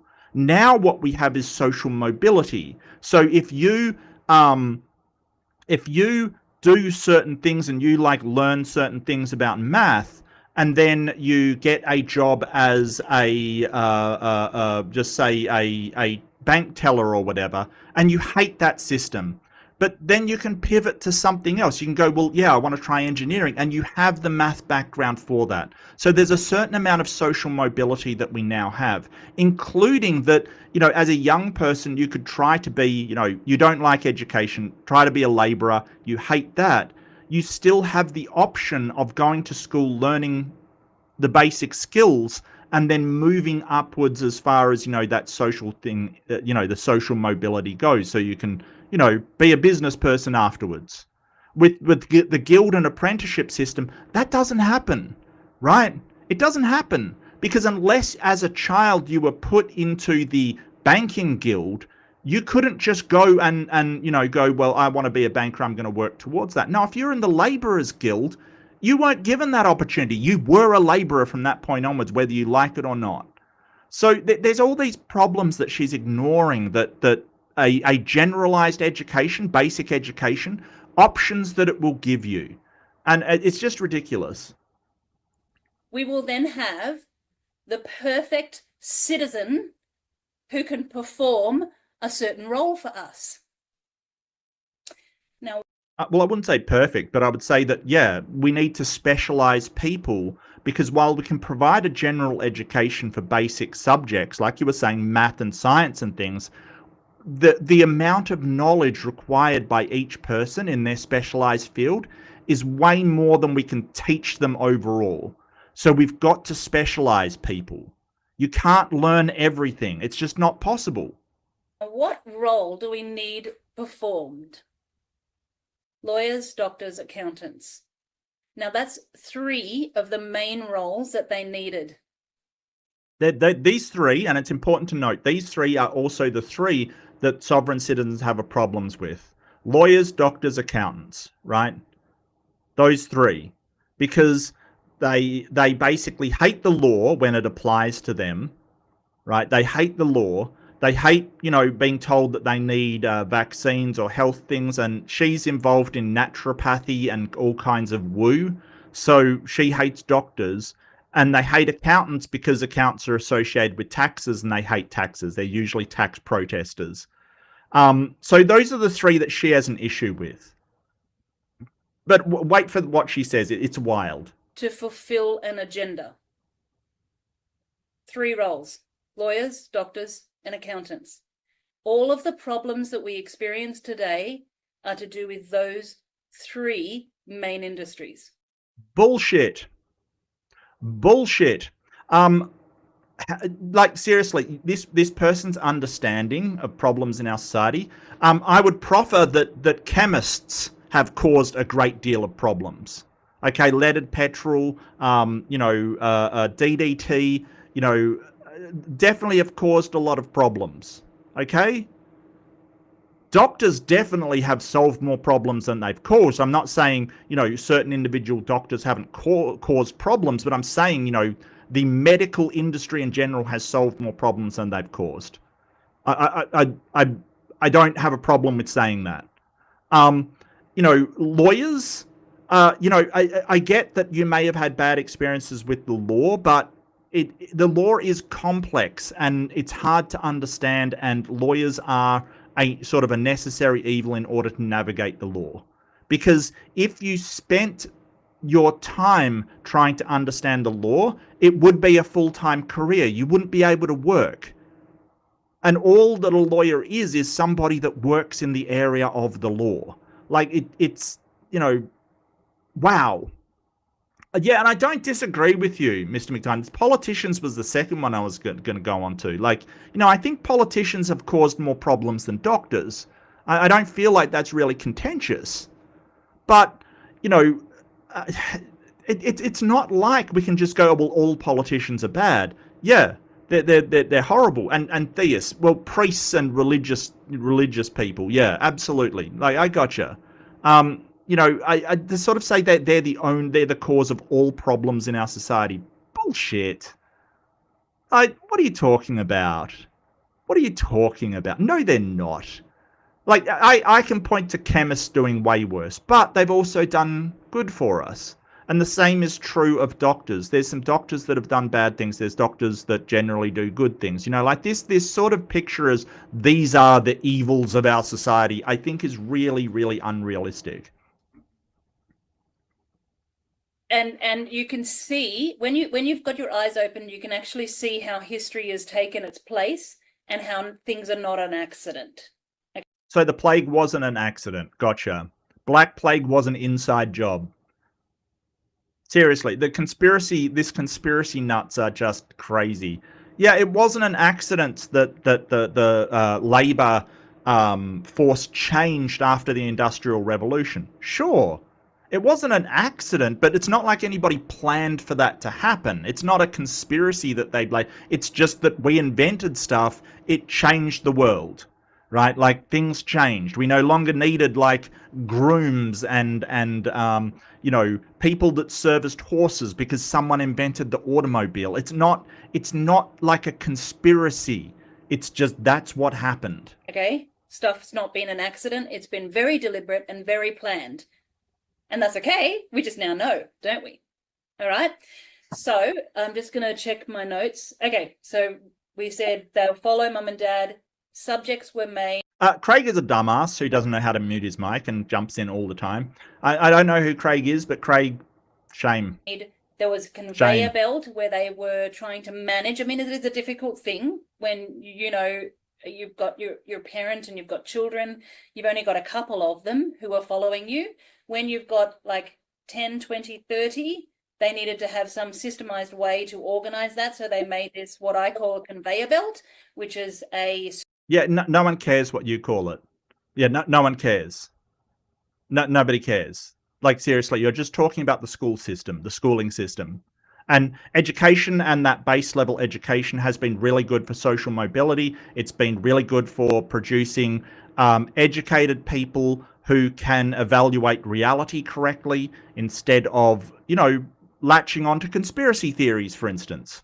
Stream of people to be able to be educated together in certain subjects and move along, plop off the end, and they will be exactly the type of citizen that we need them to be to perform the things that we need them to perform. Can I ask everybody to pop themselves back onto mute, please? Yeah, Craig.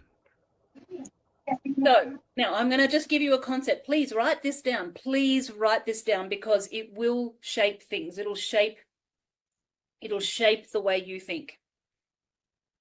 They teach just in case learning. Okay? And I'm going to challenge you to have just in time learning. Okay, let me explain the difference. Just in case. All right.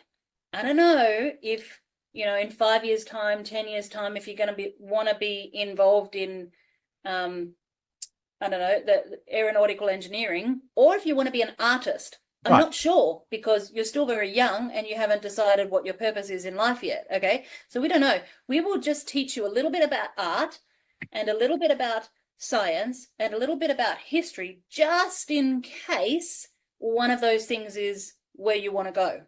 So I think she's basically lifted this concept from logistics.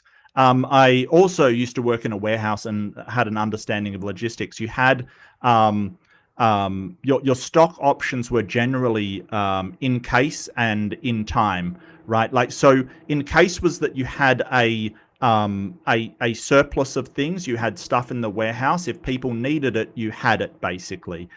Just in time supply was basically you only really ordered stuff through the warehouse if people needed it, right? So when people put the order in.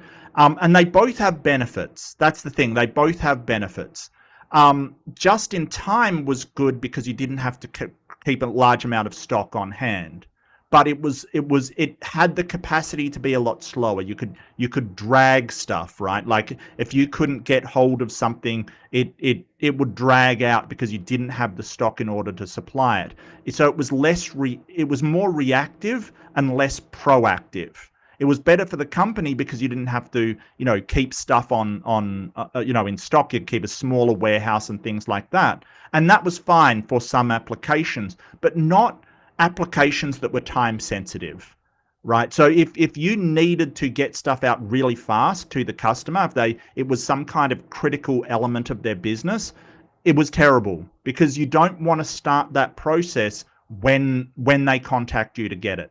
So this is what we're talking about. It's sort of, and things like the need to have a workforce that can change with the times, like just trying to change the way people are educated because there was a need for a certain education background in the future is a really dumb idea. Right? Because when you educate your current generation, they go into the workforce, things have changed. So what we're doing, and it's not a conveyor belt, what we're doing is trying to educate young people in what we predict they would need rather than what is in the industries right now.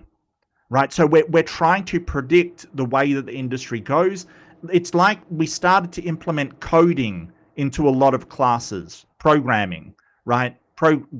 Programming languages, because we saw that in the future, people are going to need some understanding of programming language in order to do their job, say in engineering, in mechatronics, even in sort of computer-based, IT jobs and things. Like we're gonna need programming. So they introduced a bit of that just so there's an understanding, a base level understanding of it.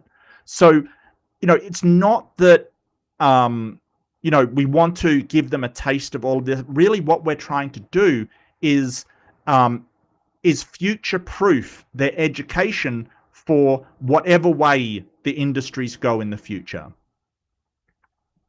That's what we're trying to do. I mean, yeah, it's kind of, it's difficult. It's there's a lot of different opinions over what it should be and what it shouldn't be. I get you.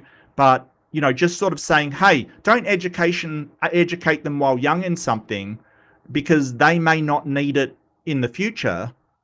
But if they do, they're going to find it really hard to change profession, learn just say you have a kid that you never teach any coding. And just say they, all the jobs are in programming languages, they want to shift into that. When they have a base level understanding when they're young, that's pretty easy, right? Like, because the logic of coding is all the same, no matter what language it is, it's always the same. It's always loops and conditionals. That's all procedural programming is, right? Like that's a basic level as procedural programming. If they want to change when they're, 20-something, 27, say, and go into something like that, it's really easy if you've got a base level understanding of programming. If you have never even touched a conditional before and you try, that's a nightmare. That's a freaking nightmare. Okay, that is. That is why we're teaching these kids just a basic understanding. It's to springboard them when they need it, if they need it. And if they don't, it's not bad knowledge to have anyway. Like, understanding the logic of programming is very useful, actually. It sort of teaches you a bit of critical thinking, Okay. I'm going to put it to you that just-in-time learning is a completely different way of learning. And if you have the opportunity to homeschool, then this might be something to look into. Just-in-time learning is, my daughter wants to create a business, okay? So she's like, I've got to create a business. Well, I want it to be an online business. Oh, gosh, I don't know how to advertise. I guess I'm going to have to build a website. So just in time, she jumps online, she learns how to make a website, she builds a website, just in time for what she needs. Now, doesn't that sound like what a fisherman child would have? No. No, because the fisherman child will always be a fisherman and not look at building a website or doing anything differently. Whereas that is not how the job market works now, right? Like, you don't apprentice to a banker and you're a banker for the rest of your life. That is not how it works now. And there is no social mobility of that. There's no mobility for that person to go, you know what, I don't like working in a bank.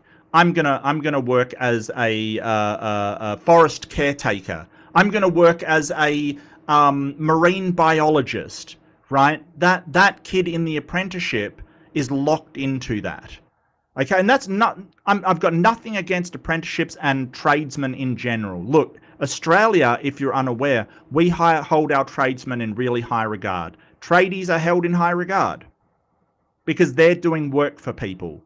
And there's a general attitude in Australia, if you're working for people, good on you, right? Like, we actually don't look down on tradespeople. Please don't. They're working for a living too. They deserve respect for what they're doing. Trades are a hard job, okay? Don't look down on them. But at the same time, if that kid is apprenticed and he doesn't want to be a bricklayer or something, we have the capacity to say, hey, did you like programming in school? Yeah? Well, we could make you a systems engineer. If you want. That's the freedom that we have now that she basically wants to take away. Just make it so, oh, well, you're apprenticed to do this. Well, that's what you're going to do. Just in time, you learn how to catch this sort of fish and not that sort of fish, because right now we're faced with that issue. You got to learn it. Okay? Because of that difference, just in case versus just in time, it changes the entire society. Because if we're doing, you don't have to know it, but just in case, you can. Whereas just in...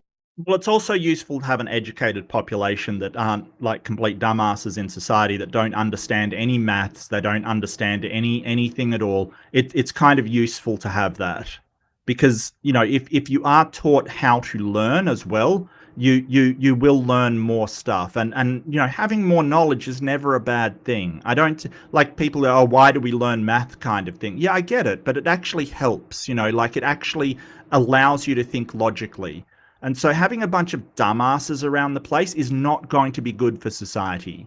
You know, people that don't understand how to critically think about the news, people that don't understand how to critically think about, you know, the police and you know, legal systems and stuff.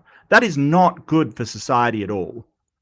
In time, learning is about, I have to learn something, and so I will rise my responsibility up.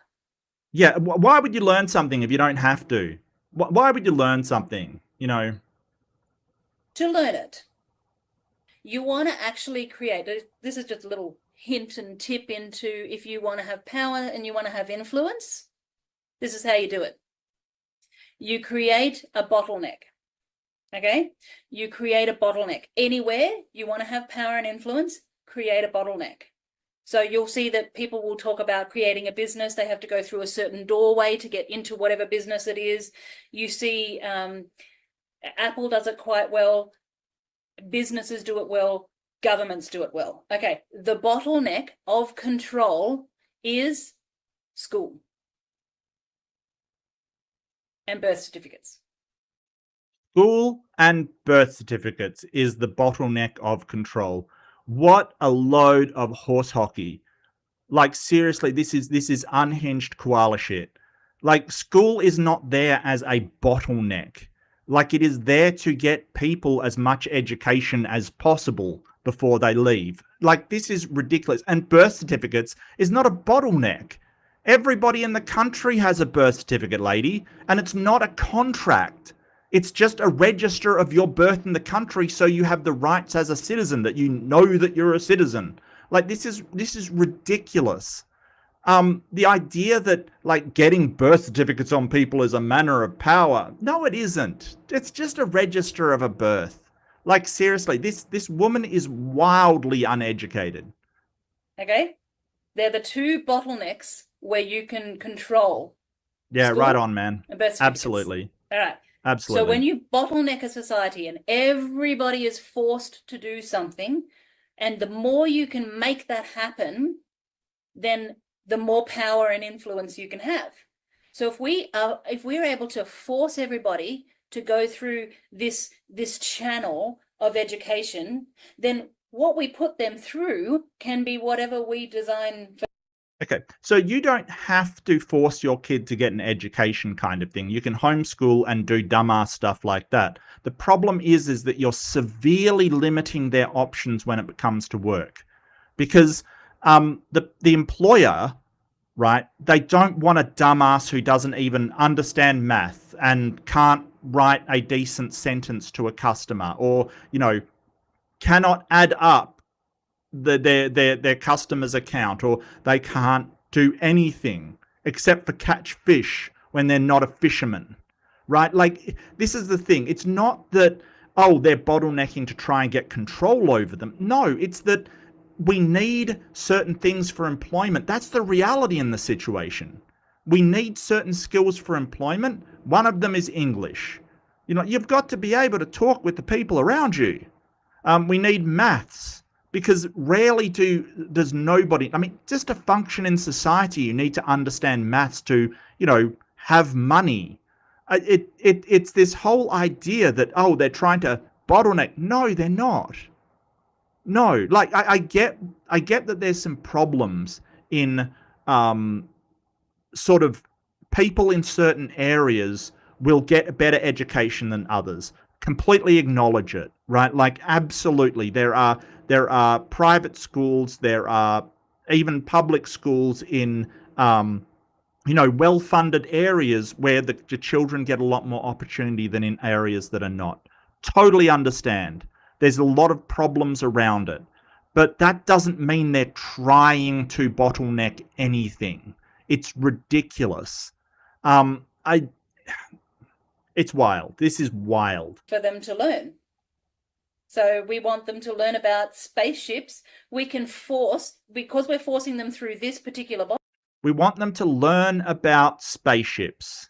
I don't remember spaceships being on the curriculum in my primary school or, you know, junior school education. I don't remember that. Is she a flat earther as well? It wouldn't surprise me, because, like, she seems to be upset about spaceships.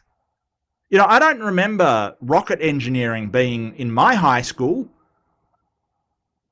I mean, they might provide something for students that are interested, but that wouldn't be standard curriculum, lady. I don't know what you're talking about. Bottleneck, whatever they have to go past, they will get in. It's neat, isn't it? It's real neat. If you were wanting to be powerful, that's a... No, we want people who are working in a profession to have a certain level of competence in that profession. So I don't want to go to a doctor who all he has learnt is how to fish. That's not what I want out of a doctor. And that's got nothing to do with corporate thing or government. I don't want that.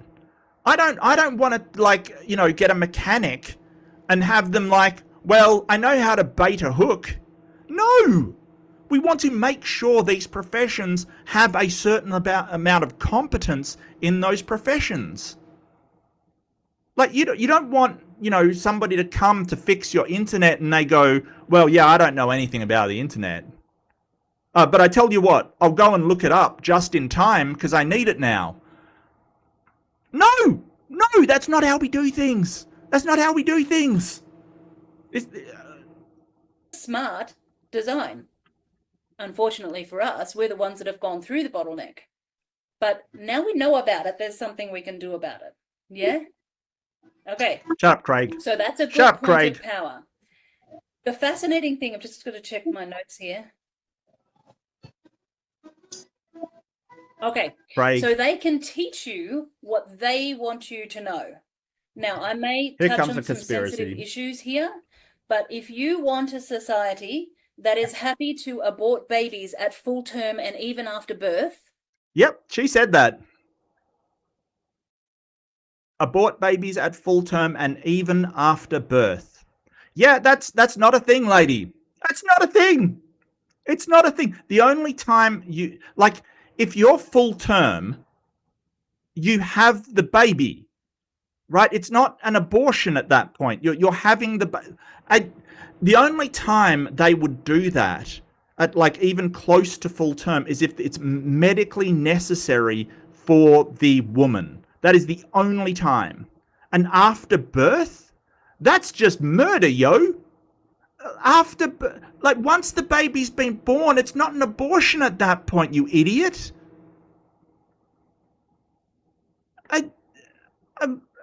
You're not terminating the pregnancy because the pregnancy is over. This is ridiculous. You don't try and convince them once they're adults. You convince them when they're 5. Oh, yeah. Do you remember when you were 5 and you went through, like, I don't know, kindergarten year 1? I don't know what it is in America. That's what it is in Australia. When you're 5 years old, when you were taught about abortions. What is wrong with this woman? Like, seriously, you are not taught about abortions when you're 5 years old, lady. Like, wake up and smell the reality. It's wild. Because those formative years is when we develop our beliefs. So if you want to convince somebody to believe something, tell them when they're young. So school is gold for being able to train, brainwash, and make people go a certain direction that you want them to go. Yeah, I wouldn't say that. I wouldn't say that what school is for. That's why, like, it's really weird, the contradiction. Like, we give them all these different subjects just in case they want to do this or want to do that or want to do, this other job or want to go into this career. But at the same time, we're forcing them where they want to go. Then why teach them this wide range of subjects so they see what they like? It's like the contradictions are just, it's wild. It's absolutely wild.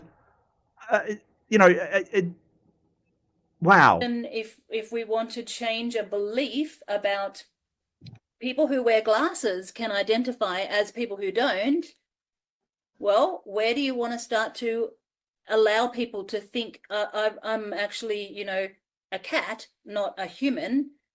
So we'll let this stuff happen in schools. And so there's a thing called furries. Yep, there is a thing called furries, yes. Usually not happening in schools. I cannot categorically say that, but yes, there is a thing called furries. I agree with that, yes. Furries do exist, yes. Anyone know what a furry is? Put your I've hand. encountered several at my daughter's high school, and they actually defecate No, they don't. in class. No, they don't.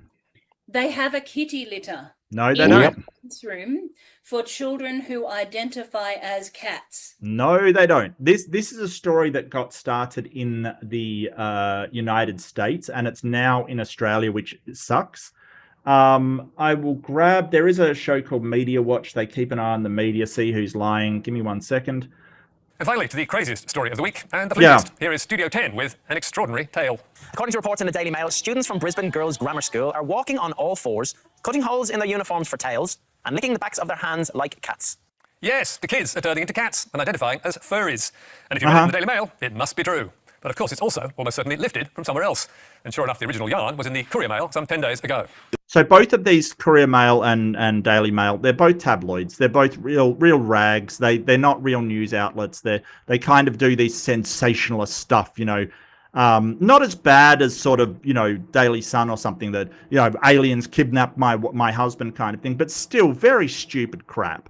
Elite Brisbane school students think they're animals in new woke trend. Now, strangely enough, that was an opinion column, not a news story.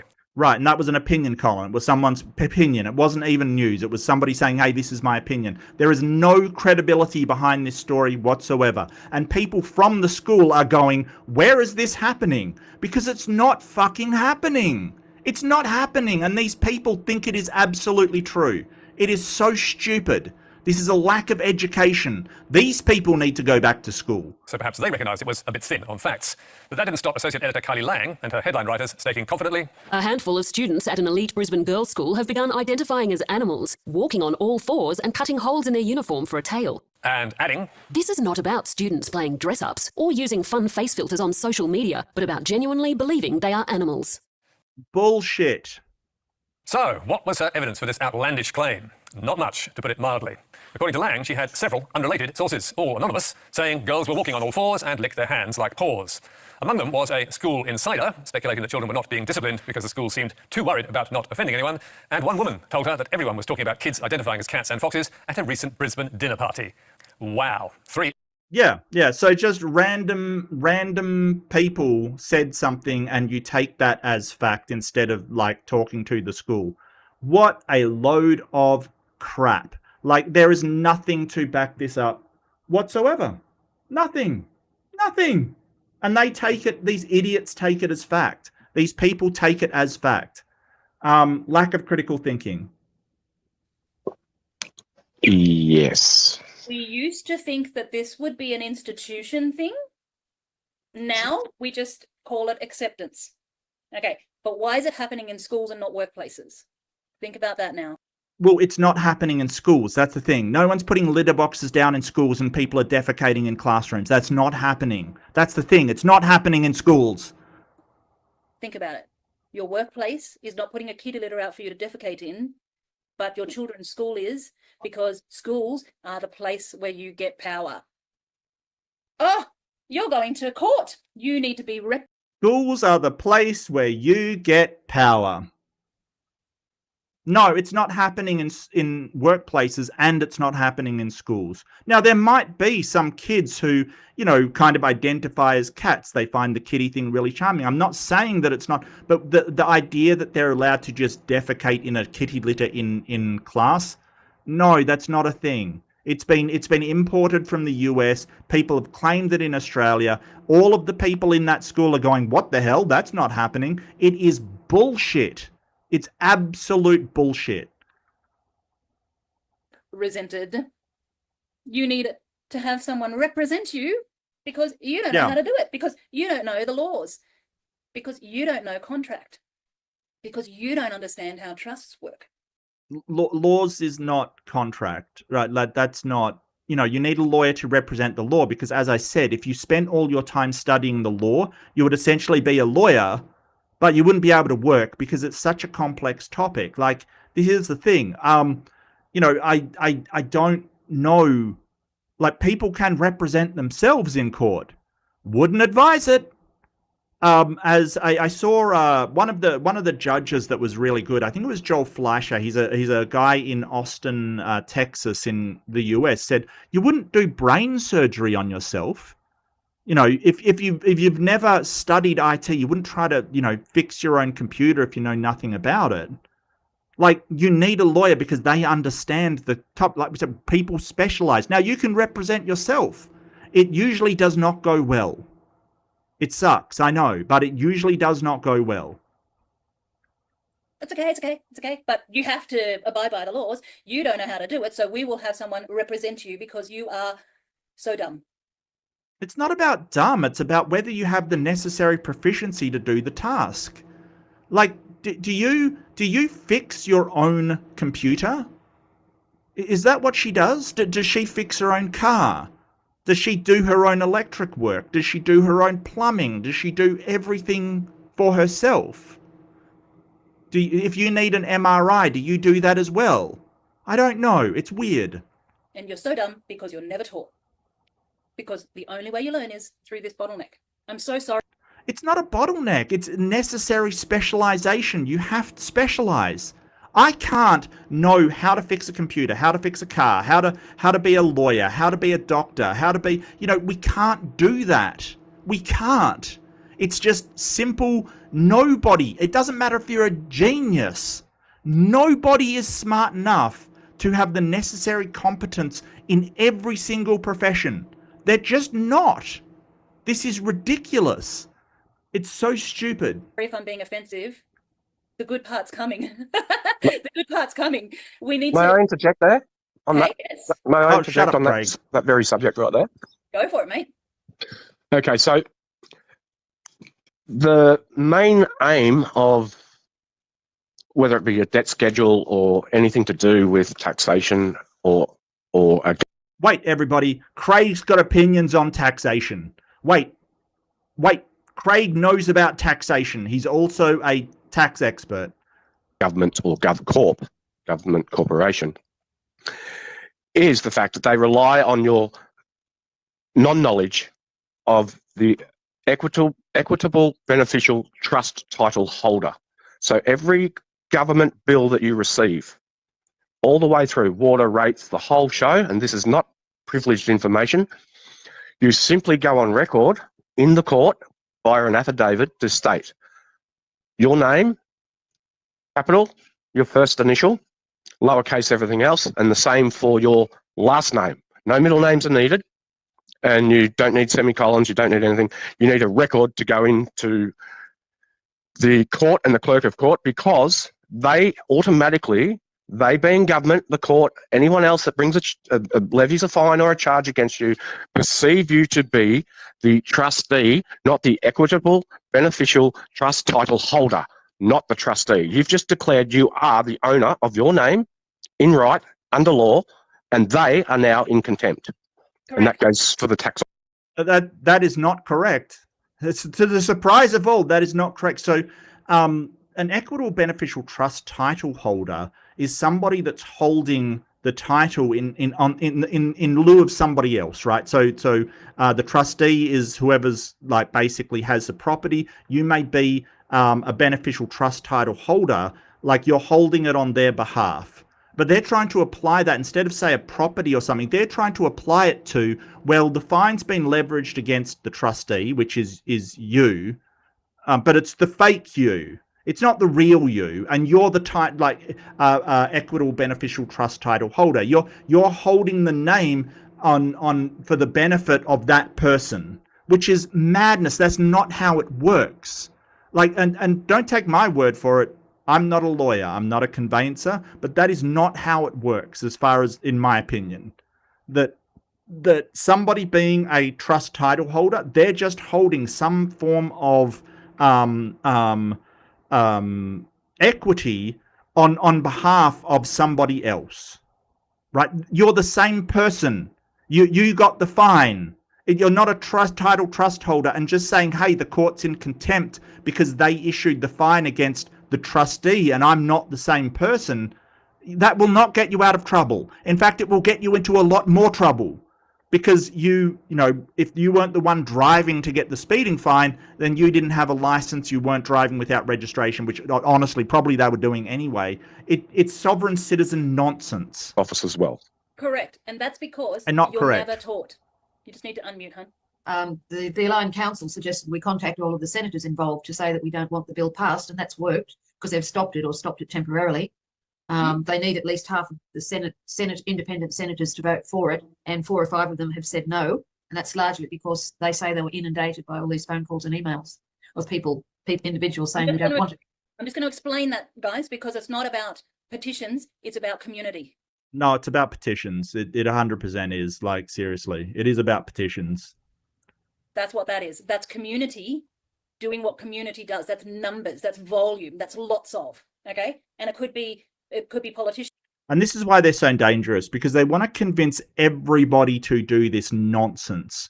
And if they convince everybody, they're like, well, the system can't operate then. Yeah, you have a breakdown in society. That's not a good thing. That's not a good thing. Like, people, if you basically go, well, if you all didn't pay your bills, then they couldn't do anything. Yeah, and you wouldn't get those services you're supposed to be paying for. That's the problem. Like, oh, if everybody didn't pay their internet bill, the company wouldn't be able to charge everybody and take everybody to court. Yeah, but you also wouldn't have internet. How do they not understand this? It's wild. It could be, you know, if we really wanted to change the car registration thing, if you had enough people driving on the roads with that registration, the volume would do it. Yeah. And then you wouldn't get money coming in to maintain the roads or fix potholes or make new roads or, any of the stuff that you rely on. Like to provide, police, to provide, like, where do you think this money goes?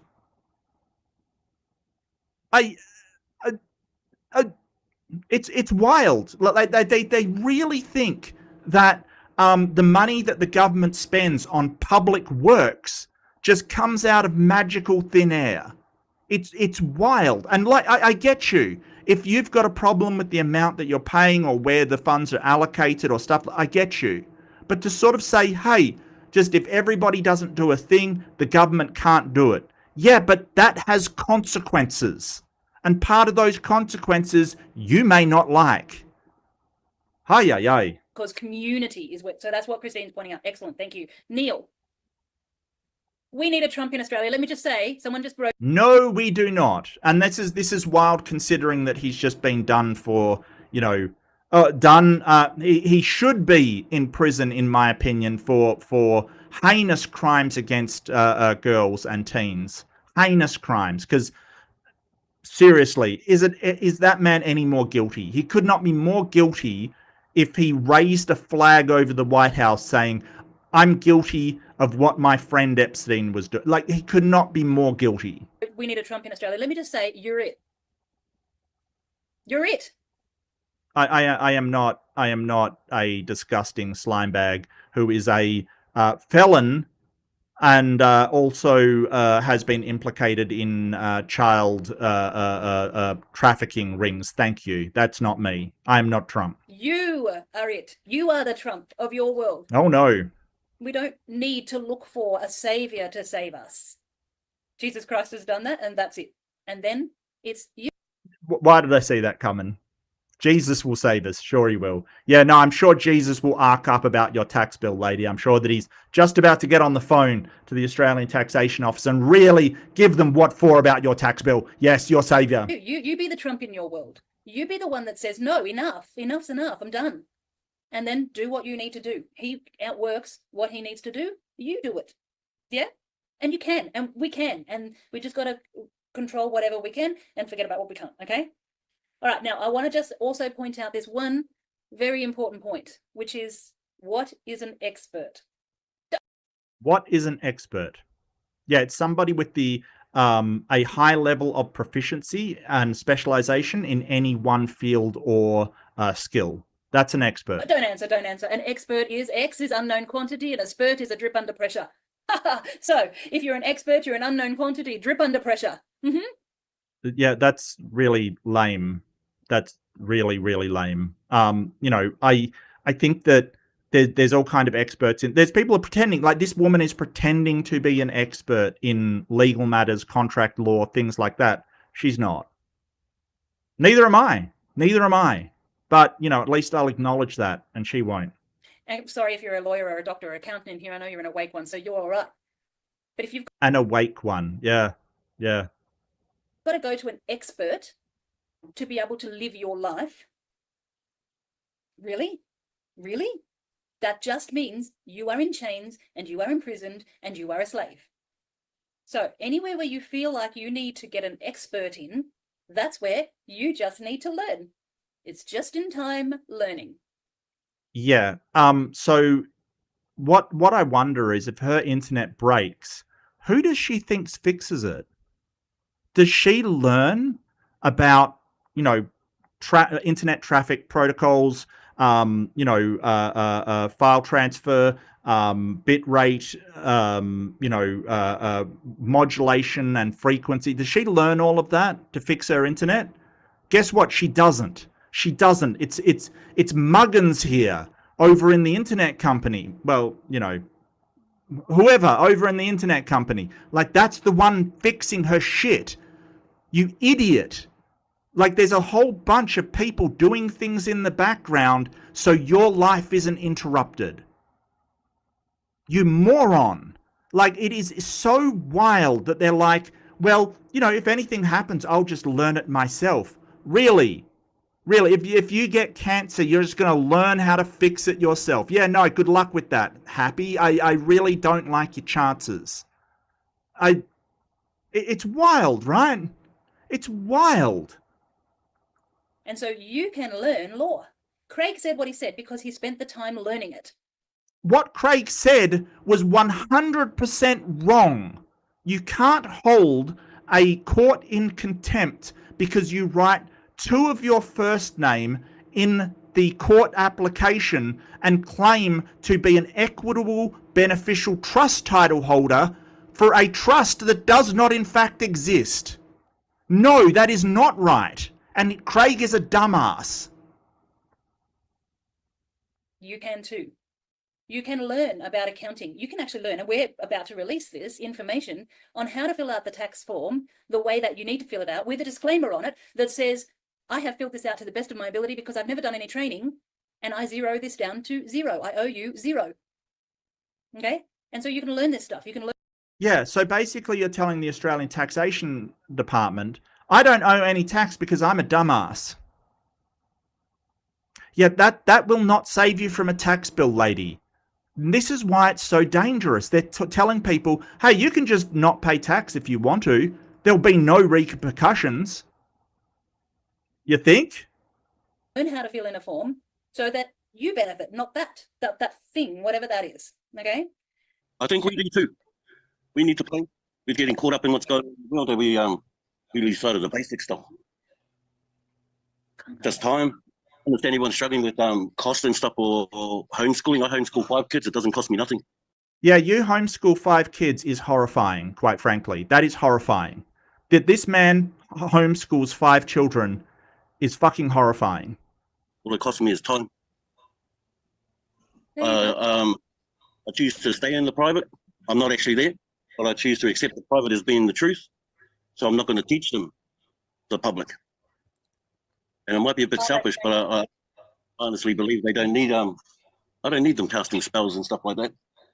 You don't need them. You won't let them go to the public because you don't need them casting spells. And where are you sending these children? Hogwarts? What are you talking about?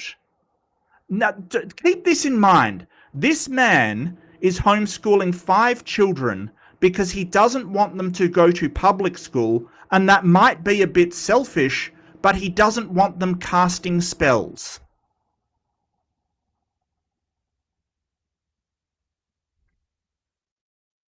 I'm sorry. What? What?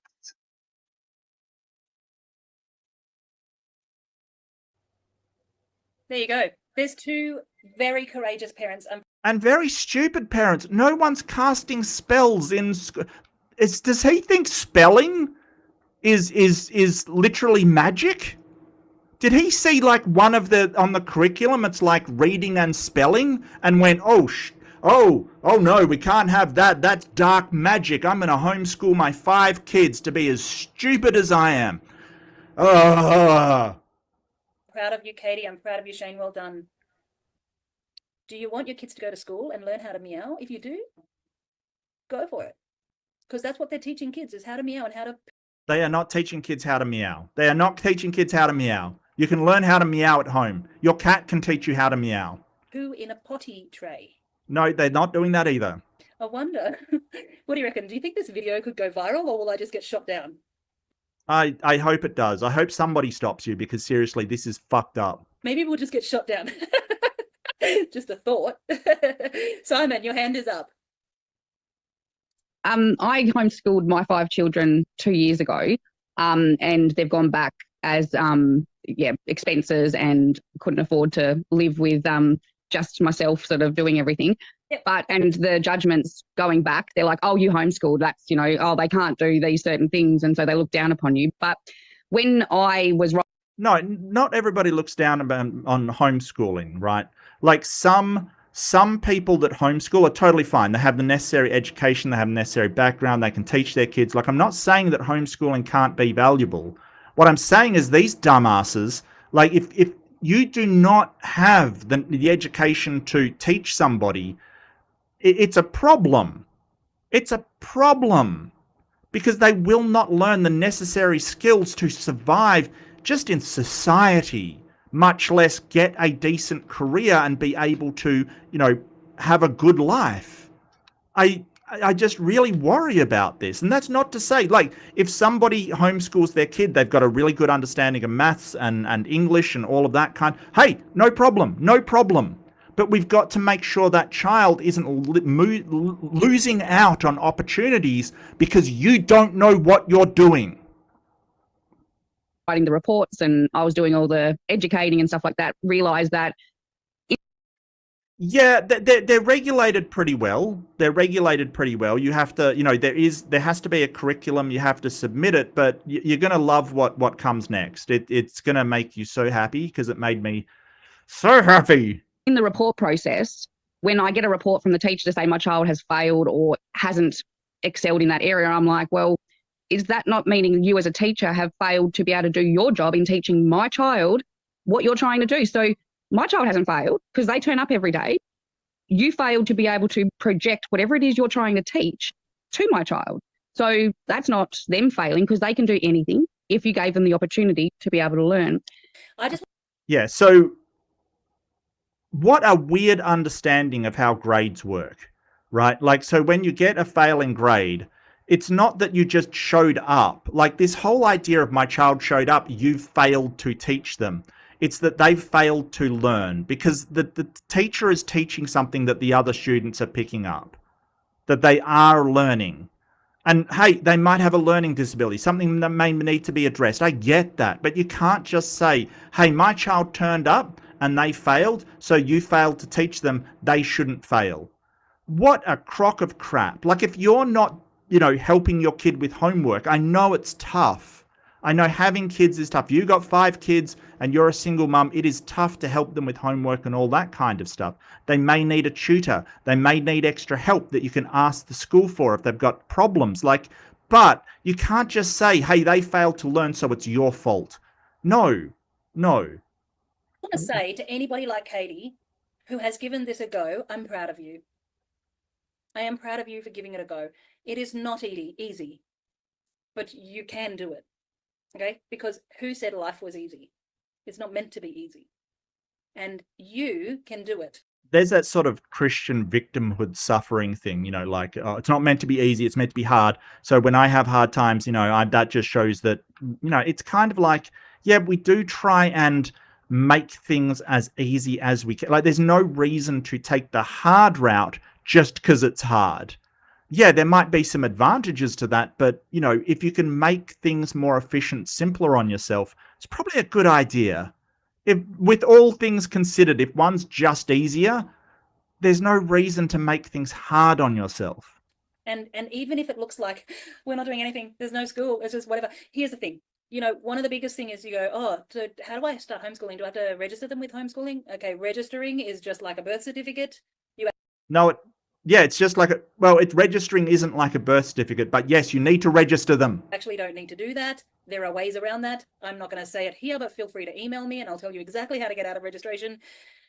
Yeah, so basically she's saying, yes, they say you do need to register your kid in homeschooling. There's ways around that. I'm not going to say it publicly over YouTube because I'm going to get into a lot of trouble.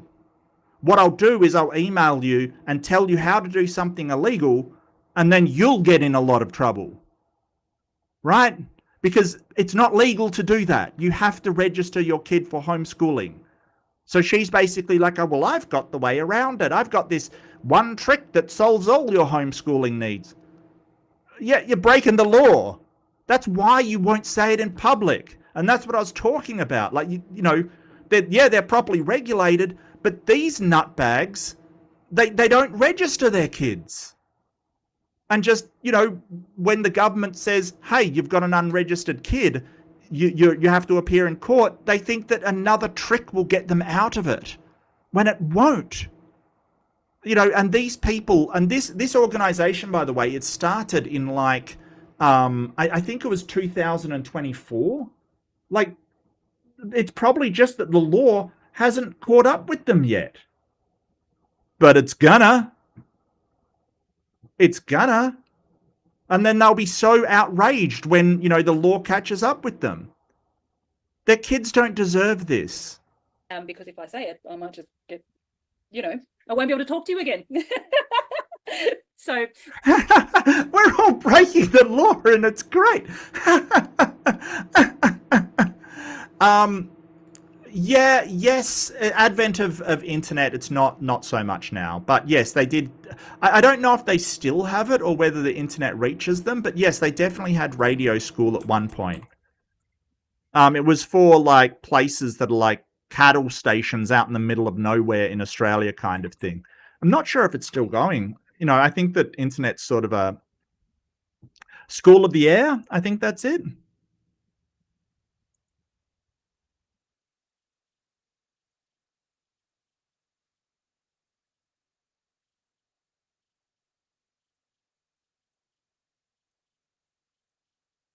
Not 100% sure. Not 100. We definitely did have it.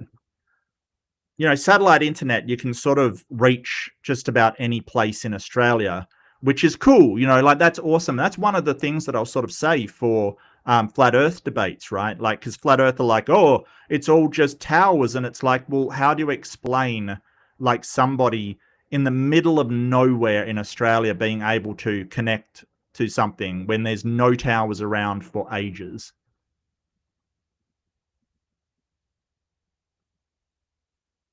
Yeah, right on. Yeah, absolutely. No, I agree with you. And this is ridiculous, you know, like, and that's not to say all homeschooling is bad, Rosterman. I honestly think some can be good, but, you know, it can't just be any old person doing it. I wouldn't do homeschooling, right? I don't have the necessary background to be able to do that. I'm good at math. I'm good at English. You know, I mean, there's some subjects that I wouldn't be confident teaching people. I'm sorry, I just wouldn't be. there are ways around that. Schooling does not look like what they say it looks like. Schooling can be make dinner with them. And that's not really schooling. I mean, yeah, it could be home ec, but if you have a degree in making dinner, I mean, I guess you could be a cook, but you're not going to be an engineer. Like, seriously.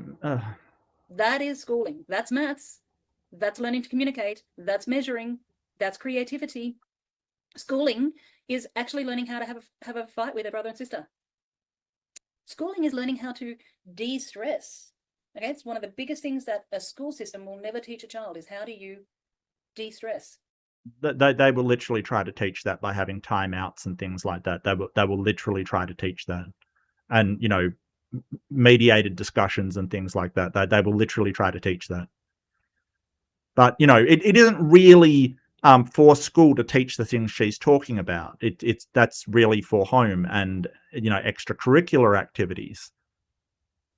Yeah. And schools may facilitate extracurricular activities like, you know, sports and clubs and things like that. But that's not really what she's talking about as the main curriculum of school. Your hand is up. We've almost got to wrap up, guys. Okay, so I cut it there, but there was a lot more that I just got sick of her while I was sort of editing and chopping it up. But this is the problem. They're teaching their kids this absolute horse hockey, letting them drive when they're 11 and 14, teaching them that all you have to do if you get a summons to court is just write your first name twice, because it is Dunning-Kruger syndrome. It is having a tiny understanding of, say, contract law and thinking that you're an expert from that understanding. This is the poster, like sovereign citizens are the poster children for Dunning-Kruger syndrome. And these people are sort of saying, hey, we'll teach you all of these, you know, life hacks, if you will, or, you know, these different ideas. And there's consequences for the people that fall into this bullshit. There's consequences for them because they will put their first name twice in a legal document and say, hey, I'm the, you know, beneficial trust, you know, trust title holder of this thing. And the court will go, no, you are now a criminal in contempt of court because you lied on documents and things. That's what's going to happen. And the idea that you can just learn all professions that you need, the hilarious thing is that she is using the internet to get this across, right?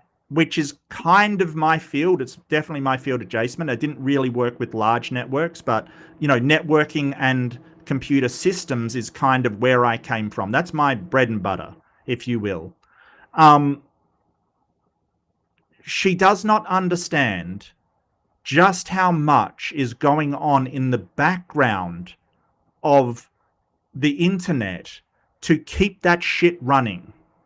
She does not understand that there are data centers that have all of the websites on it, all of the stuff, her website, all of this stuff. It's got to be monitored. It's got to be maintained. It's got to have safety systems. It's got to have all kinds of things. There's people, you know, technicians working on breakdowns in wires. There's routing issues between companies. The internet is a hodgepodge of internet providers slapped together with duct tape and hope. And a little bit of programming, admittedly. But seriously, there is so much going on in the background to keep the internet active, up and running. There's security systems, there's protocols, there's people doing coding in the background. There is a national operations center for every internet provider in Australia that basically monitors traffic to make sure that traffic is flowing smoothly. People have to man that. So she's using a medium she just thinks it comes out of thin air and arrives at her door and just magically gives her the internet. No! That's how nothing works. There is a whole bunch of people specialized in some level of knowledge of one subject, working as a career to make sure you get that thing. But she doesn't see it, so it doesn't exist. I don't expect you to understand exactly how it exists, but I expect you to understand that there are people that know a lot more about subjects than you do. Same with me. There's, you know, I will always, if I'm doing a debate and I'm doing it on, you know, evolution, I will always bow to the knowledge of the evolutionary biologists. I'm not an expert in that. I don't pretend to be. But this woman pretends to be an expert in damn near everything, and she is doing harm in doing so, because her advice is going to be taken to heart by people who will follow it and reap horrible consequences for believing in bullshit. And it really pisses me off, because they don't deserve that. Their kids certainly don't deserve that. And it's going to do an incredible amount of harm. Anyway, that's my rant. But yeah, I want to thank my wife, Sarah Quell, for passing me this one. Thank you so much for letting me know about this ridiculous sovereign citizen movement that started up in Australia. Another American import I really resent, guys. I know we gave you Ken Ham, but that doesn't mean we deserve sovereign citizens in exchange, okay? You know, come on, we gave you Mel Gibson. That wasn't bad enough for sovereign citizens to come back to Australia. Like, we don't deserve that. Come on now. That's just rude, yo. I don't think we deserve that. Maybe you disagree. Actually, Ken Ham is pretty bad, I must admit. But anyway, please don't listen to any random person on stuff, including myself, okay? See people that know what they're talking about. These experts that she's talking about, that like, oh, why do you need an expert? Because they have and have been certified in a certain amount of experience or knowledge about a subject and can advise you correctly. The more somebody knows about a subject, the more likely they are to advise you correctly. And that is what the education system is for. So, you know, it sucks that you've got to see experts, but nobody can learn everything about everything. We need specialists. I get that some specialists, they're in their own best interests. I get that. It sucks. It's hard to tell. And that's what we call the expert problem. That a non-expert can't tell who the experts are. Do try to find people that actually are not some random woman off the internet who thinks she knows everything about law and is creating a community that you probably have to pay to be in, and pay her for her speaking and pay her for this. She is a grifter who is making money from people's ignorance, and it sucks. Anyway, do take care. Don't forget, be kind to yourself, be kind to each other, and I'll see you in the next one. Bye-bye.